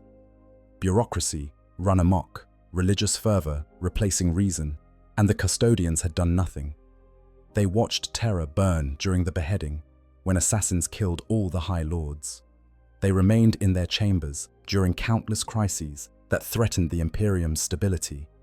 Only when the threat reached the very gates of the Imperial Palace did they act, and even then, only minimally. Some custodians questioned this policy of isolation. They understood their duty to the Emperor, but was the Emperor not the Imperium itself? How could they claim to serve him while allowing his empire to crumble around them? These questions were discussed in the private chambers of the custodians, debated in terms of philosophy and duty. But they never led to changes in policy. The withdrawal continued, the isolation maintained, the watch unending.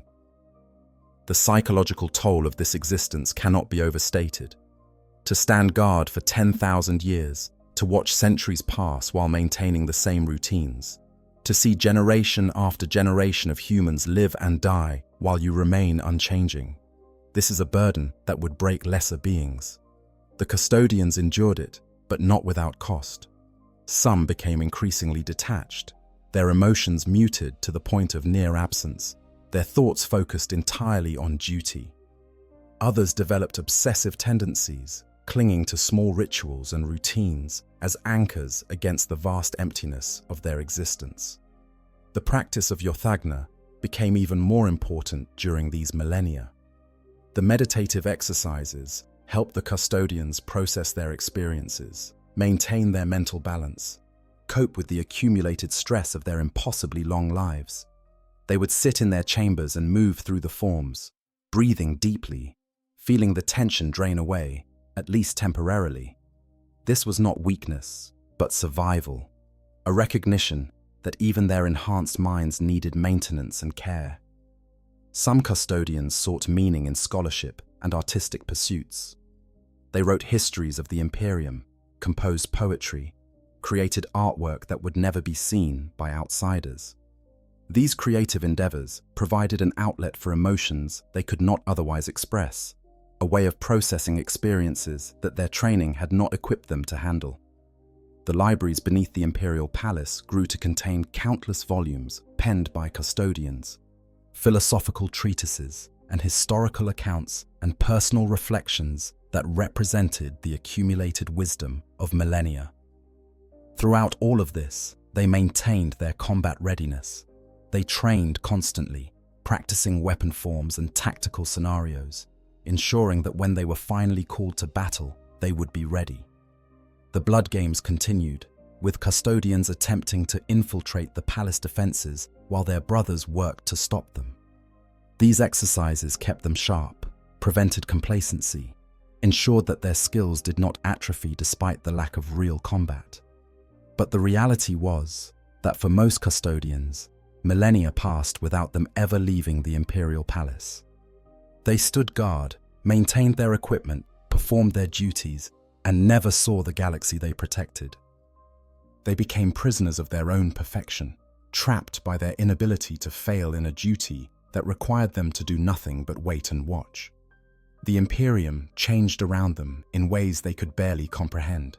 The ideals of the Great Crusade, the dream of human unity and enlightenment that the Emperor had championed, these gave way to the grim darkness of the 41st millennium. The Imperium became a theocracy, worshipping the Emperor as a god, despite his own rejection of such beliefs. Technology stagnated and regressed, scientific method replaced by ritual and superstition. The Space Marine legions were broken into chapters, never again to achieve the unity and strength they had possessed during the Crusade. The custodians watched all of this from behind their golden walls and said nothing. They served the Emperor, not the Imperium, or so they told themselves. They could not involve themselves in the politics and evolution of the wider empire. Their duty was singular and specific: protect the Emperor's physical form, maintain the vigil over the Golden Throne, ensure that no threat could reach the throne world. Some among them began to question whether this was truly what the Emperor would have wanted. Would he have approved of their withdrawal, their refusal to engage with the Imperium he had built? Or would he have expected them to be more active, to use their capabilities to guide and protect his empire as well as his body? These questions had no clear answers, for the Emperor could not speak, could not provide guidance, could only sit upon his throne and slowly die while his guardians debated their purpose. The 10 millennia of vigil, then, were not a time of peace, but of internal struggle. The custodians maintained their watch, fulfilled their duties, protected the Emperor with unwavering dedication, but they did so while carrying the weight of their failure during the heresy, the uncertainty about their proper role, the loneliness of their isolation. They were prisoners of their own purpose, guardians who could not save what they protected, warriors without a war to fight. And this existence, more than any battle, tested the limits of their endurance and resolve.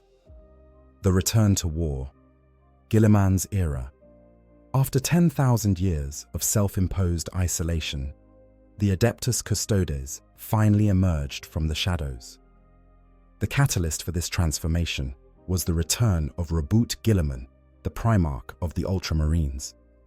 Resurrected during the 13th Black Crusade through a combination of ancient technology and alien mysticism. His return, following on the heels of the Great Rift that had torn the galaxy in two, signaled the beginning of a new age for the Custodian Guard.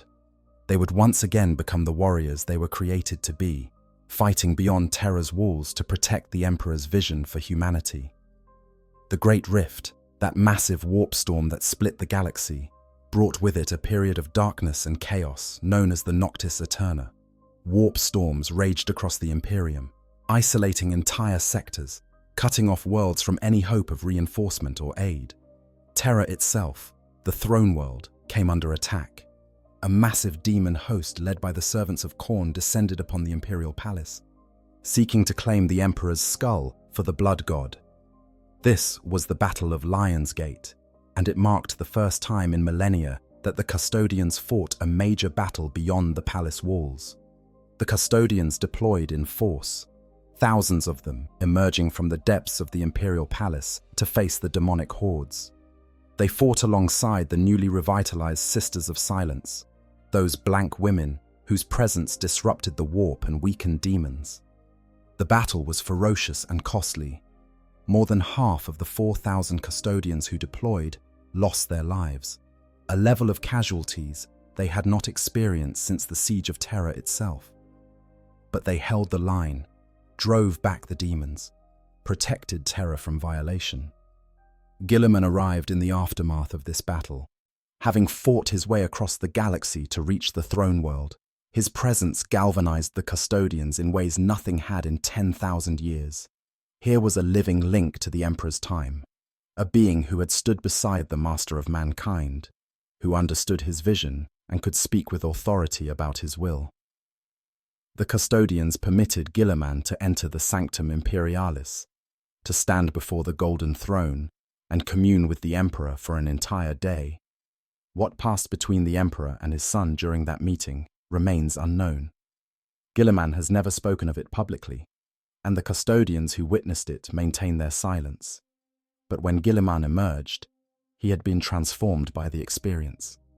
He took up the role of Lord Commander of the Imperium, assuming command of humanity's military forces with the Custodians' full support. And in private meetings with Captain General Trajan Valoris, the leader of the Adeptus Custodes, Guilliman did something unprecedented. He amended the Edict of Restraint. This ancient decree, issued after the heresy, had mandated that the Custodians remain on Terra, that they not venture forth unless absolutely necessary. It was the formal codification of their self-imposed isolation, the legal framework that had kept them locked within the Imperial Palace for 10 millennia. Guilliman's amendment changed this, giving the Custodians permission to deploy throughout the galaxy, to actively fight against the enemies of mankind, rather than simply defending the throne world. The effect on the Custodian Guard was profound. Some, like Col Quan, felt shame and anger at what the Imperium had become during their isolation. They had watched the Emperor's dream decay into superstition and bureaucracy, had seen humanity descend into ignorance and tyranny, and they had done nothing. The realization of what they could have prevented, had they been more active, weighed heavily on them. Others felt relief, even joy, at finally being released from their prison of duty, given permission to fight once more, as they were created to fight. The Indomitus Crusade, Guilliman's galaxy-spanning campaign to restore the Imperium, provided ample opportunities for the Custodians to prove their worth. Shield companies deployed to critical war zones, their presence often turning the tide of entire campaigns. A handful of Custodians, sometimes as few as 3 or 4, would be assigned to particularly important missions. their capabilities worth more than entire regiments of Imperial Guard or companies of Space Marines. They operated differently than they had during the Great Crusade, where once they had accompanied the Emperor personally or served as his envoys. Now they functioned more independently. Shield companies would deploy to investigate threats, eliminate enemies, or protect critical objectives. They answered to the Captain General and, by extension, to Guilliman, but they operated with considerable autonomy, their ancient authority allowing them to requisition resources and command cooperation from other Imperial forces. The Custodians also developed new specialized units suited to this more active role. The Aquilan Shield expanded its operations, protecting individuals identified as critical to the Imperium's future through prophecy and prognostication. These Custodians would watch over their charges from the shadows, intervening only when necessary to keep them alive until they fulfilled whatever role destiny had assigned them. Sometimes their charges never knew they were being protected. Other times, the Custodians revealed themselves at critical moments, their intervention preventing assassinations or disasters. The Shadow Keepers, another specialized group, took on the grim duty of guarding the most dangerous prisoners and artifacts in the Imperium's possession. These Custodians operated in the darkest reaches of the Imperial Palace, maintaining vigils over beings and objects so dangerous that their very existence was kept secret from all but the highest authorities. The leader of the Shadow Keepers, known as the Lock Warden, had not set foot on Terra since the Great Rift opened, his duties keeping him forever deployed in the wider galaxy. But despite this new age of activity, the Custodians remained fundamentally unchanged in their core nature. They still fought as individuals rather than integrated units, each one a champion in their own right. They still maintained the emotional distance that separated them from normal humans and even from Space Marines. They still carried the burden of their perfection and the weight of their 10,000-year failure. What changed was not who they were, but where they directed their efforts. Some Custodians accompanied Guilliman directly, serving as his bodyguard and advisors. They watched him with mixture of reverence and caution, ready to defend him against any threat, but also prepared to act against him if he ever showed signs of corruption or betrayal. This dual role, protector and potential executioner, reflected the complexity of their relationship with the Primarch. They respected him as the Emperor's son and the Lord Commander, but they trusted no one completely, not even a demigod. The deployment of Custodians across the galaxy revealed something that the Imperium had forgotten during their long isolation: just how terrifyingly effective these warriors could be. Worlds that had been lost to chaos or Xenos invasion were reclaimed, often by handfuls of golden warriors whose intervention made the difference between defeat and victory. Enemy commanders who had never faced Custodians before learned to fear the sight of their golden armor, for it meant that the Emperor's personal wrath had come for them. But the new age of warfare also brought new challenges. The Custodians, depleted by the Battle of Lion's Gate and decades of constant deployment, struggled to maintain their traditional numbers. The process of creating new Custodians remained as slow and difficult as ever, each transformation taking decades to complete. The losses they suffered in battle could not be quickly replaced, and the Captain General had to carefully manage deployments to ensure that critical positions, particularly the guard over the Golden Throne, remained adequately staffed. The psychological adjustment was equally challenging.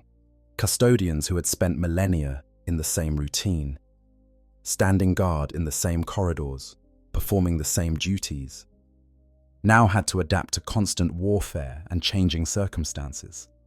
Some struggled with this transition, finding the chaos and uncertainty of campaign life difficult after so long in isolation.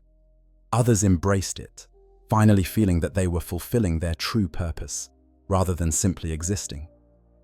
Throughout all of this, they maintained their scholarly pursuits and philosophical debates.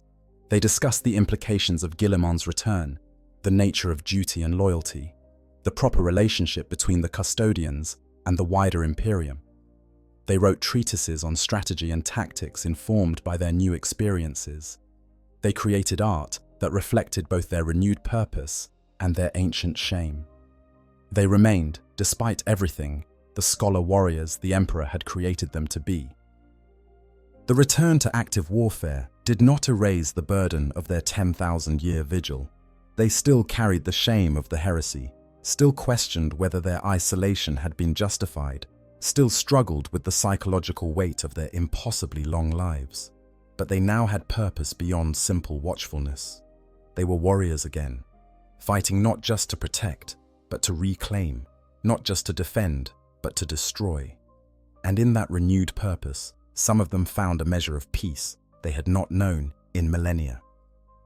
The price of immortal service. To understand the true brutality of life as a custodian, one must look beyond the battles and the glory, beyond the golden armor and superhuman capabilities, to the personal cost of their existence. They are immortal warriors who live for thousands of years, watching everything they might have cared about fade into dust while they remain unchanging. They are perfect beings who must maintain that perfection every moment of every day, never allowing weakness or doubt to show.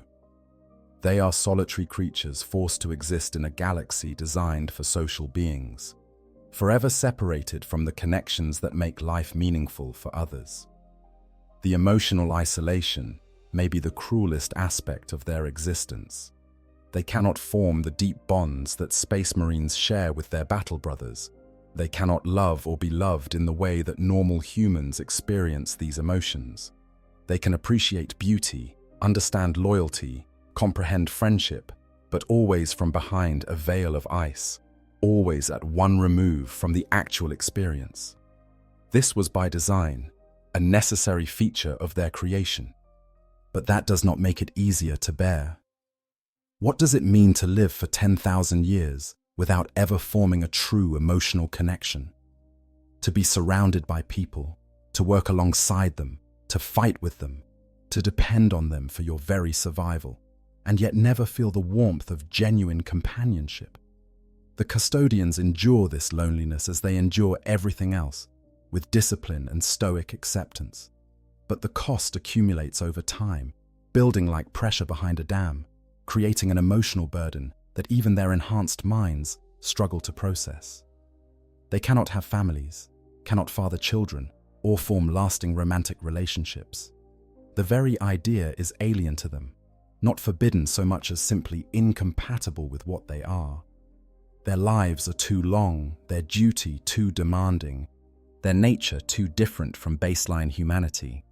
They might appreciate beauty in others, might feel something approaching attraction, but they cannot act on these feelings, cannot allow themselves to become entangled in the messy complexity of human relationships. They are monks in golden armor, ascetics who have given up everything in service to their singular purpose. The relationships they do form with other custodians are complex and difficult. They respect each other, certainly. They trust each other implicitly in combat. They recognize the honor and capability of their brothers. But they do not love each other as Space Marines love their chapter brothers, do not share the kind of bond that makes warriors willing to die for one another. Each custodian is fundamentally alone, even when surrounded by thousands of their golden-armored kin. This isolation extends to their relationship with the wider Imperium. They are revered, feared, treated with a mixture of awe and terror by everyone they encounter.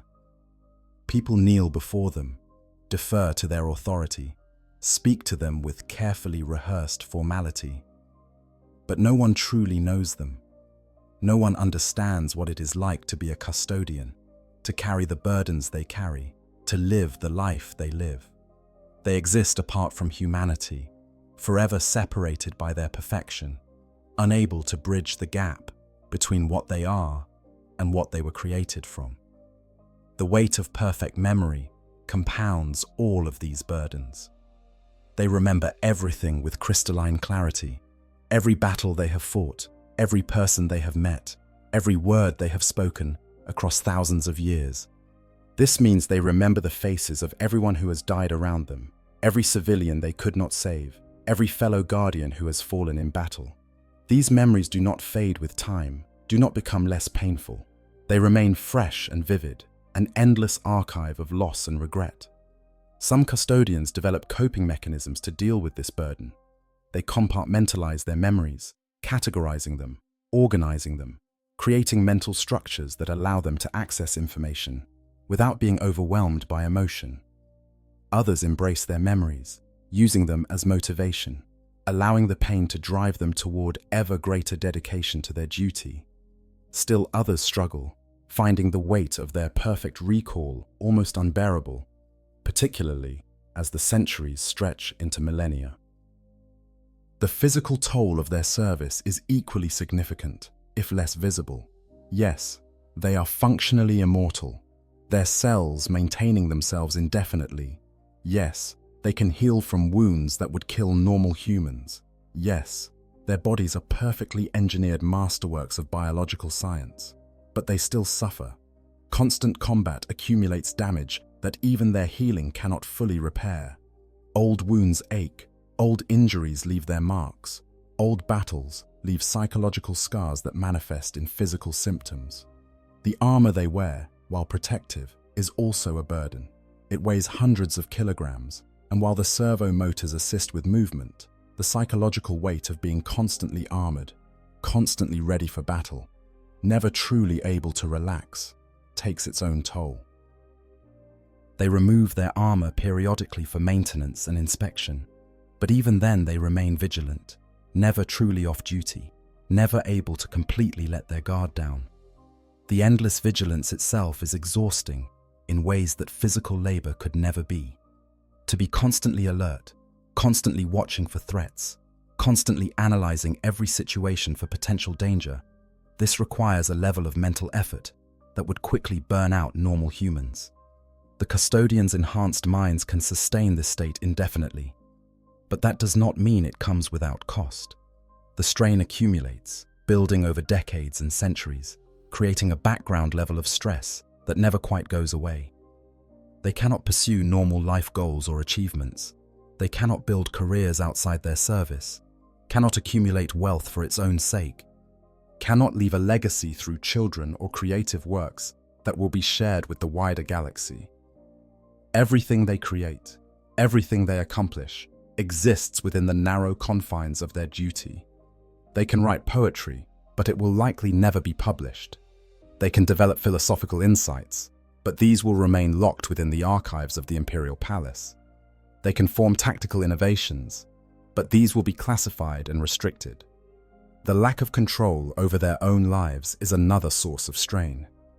From the moment they were selected as infants, their paths were determined.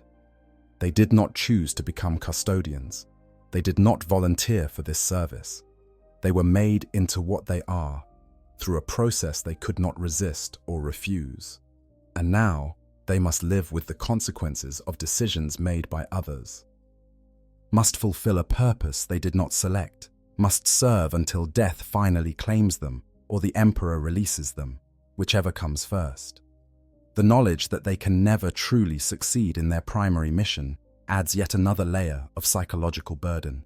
They were created to protect the Emperor, but the Emperor is dying, has been dying for 10,000 years, sustained only by the Golden Throne and the sacrifice of countless psykers. No amount of vigilance can change this. No amount of dedication can heal him. No amount of warfare can restore what was lost. They are protecting a corpse, guarding a dying god, maintaining a vigil that can have only one eventual end. Some custodians find meaning in this futility. They embrace it as a form of devotion, a demonstration that their service is not dependent on success or reward. They serve because they were made to serve, because duty itself is the reward, because maintaining the vigil matters regardless of the outcome. Others struggle with the meaninglessness, questioning whether their efforts have any real purpose, whether their lives have any genuine value beyond the simple maintenance of tradition. The rare custodians who fall in battle might be seen as the fortunate ones. Death, when it finally comes, releases them from all of these burdens. They are honored and remembered, their names inscribed in the rolls of the fallen. their deeds celebrated among their surviving brothers. But more than that, they are free, released from the endless weight of immortal service, no longer required to maintain their impossible standards, no longer forced to endure the loneliness and isolation that define their existence. For those who survive, for those who endure across millennia, the price of their immortality becomes ever clearer. They are prisoners of their own perfection, trapped by their inability to fail in a duty that requires them to live forever, while everything they might have cared about dies around them. They are warriors without end, guardians without relief, servants without reward, beyond the service itself. And this, more than any battle or enemy, is the true brutality of being a custodian. To live forever in service to the dying, to maintain perfection while everything crumbles, to stand guard over what cannot be saved. Conclusion: what it means to be a custodian. In the end, to be a custodian is to embody contradiction. They are the Emperor's perfect creations, yet they live with the shame of their greatest failure. They are immortal warriors, yet they serve a dying master. They are the most honored guardians in the Imperium, yet they exist in profound isolation. They are capable of superhuman feats, yet they are bound by duties that often require them to do nothing but watch and wait. The life of a custodian is not one of glory, despite the propaganda that surrounds them. It is a life of service without end, of duty without relief, of perfection maintained at terrible cost. From the moment they are selected as infants to the moment they finally fall in battle, their existence is defined by sacrifice. They give up their humanity to become something greater, but that greater thing is also, in many ways, less. They gain strength and skill and longevity, but they lose the connections and emotions and experiences that make life meaningful for other beings. Yet they endure. This is perhaps their greatest achievement, greater than any battle won or enemy slain. They continue to serve despite knowing they have failed. They maintain their standards despite the crushing weight of millennia. They stand their posts despite the loneliness and isolation and accumulated trauma of their impossibly long lives. They are, in the truest sense, the Emperor's guardians, not just of his physical form, but of his dream, his vision, his legacy.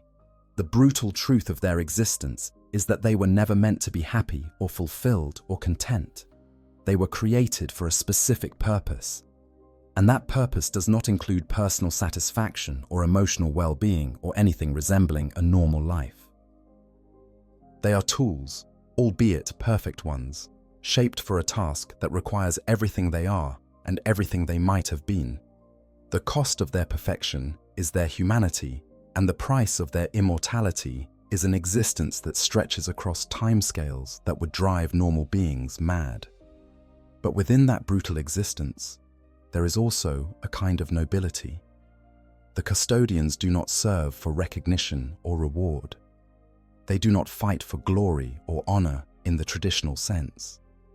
They maintain their vigil because it is their duty, because someone must, because the alternative is unthinkable. They are the final line of defense, the last guardians standing between humanity and the darkness that presses in from all sides. And they will continue standing that watch until death, or the Emperor himself, releases them. In the 41st millennium, as the galaxy burns and humanity teeters on the brink of extinction, the custodians have finally emerged from their long isolation. They fight once more across the stars, bringing their golden wrath to bear against the Emperor's enemies. But they remain fundamentally what they always were: solitary warriors, carrying impossible burdens, perfect beings struggling with imperfect realities, immortal guardians watching over a dying god. This is the brutal life of a custodian in Warhammer 40,000. It is a life of service without end, of duty without relief, of sacrifice without reward. It is a life that would break anyone else, but which they endure with stoic determination. They are the golden shadows of the Emperor, the ultimate expression of what humanity can achieve and what it must give up to achieve it. And they will continue their eternal vigil, standing guard over the throne world, protecting a master who can no longer speak their names, but whose dream they still serve until the very end of time itself. If you enjoyed this deep examination into the lives of the Adeptus Custodes, the Emperor's Golden Guardians, please consider liking this video and subscribing to the channel. There are countless other stories to explore in the grim darkness of the far future, and your support helps bring them to you. Thank you for watching, and may the Emperor protect.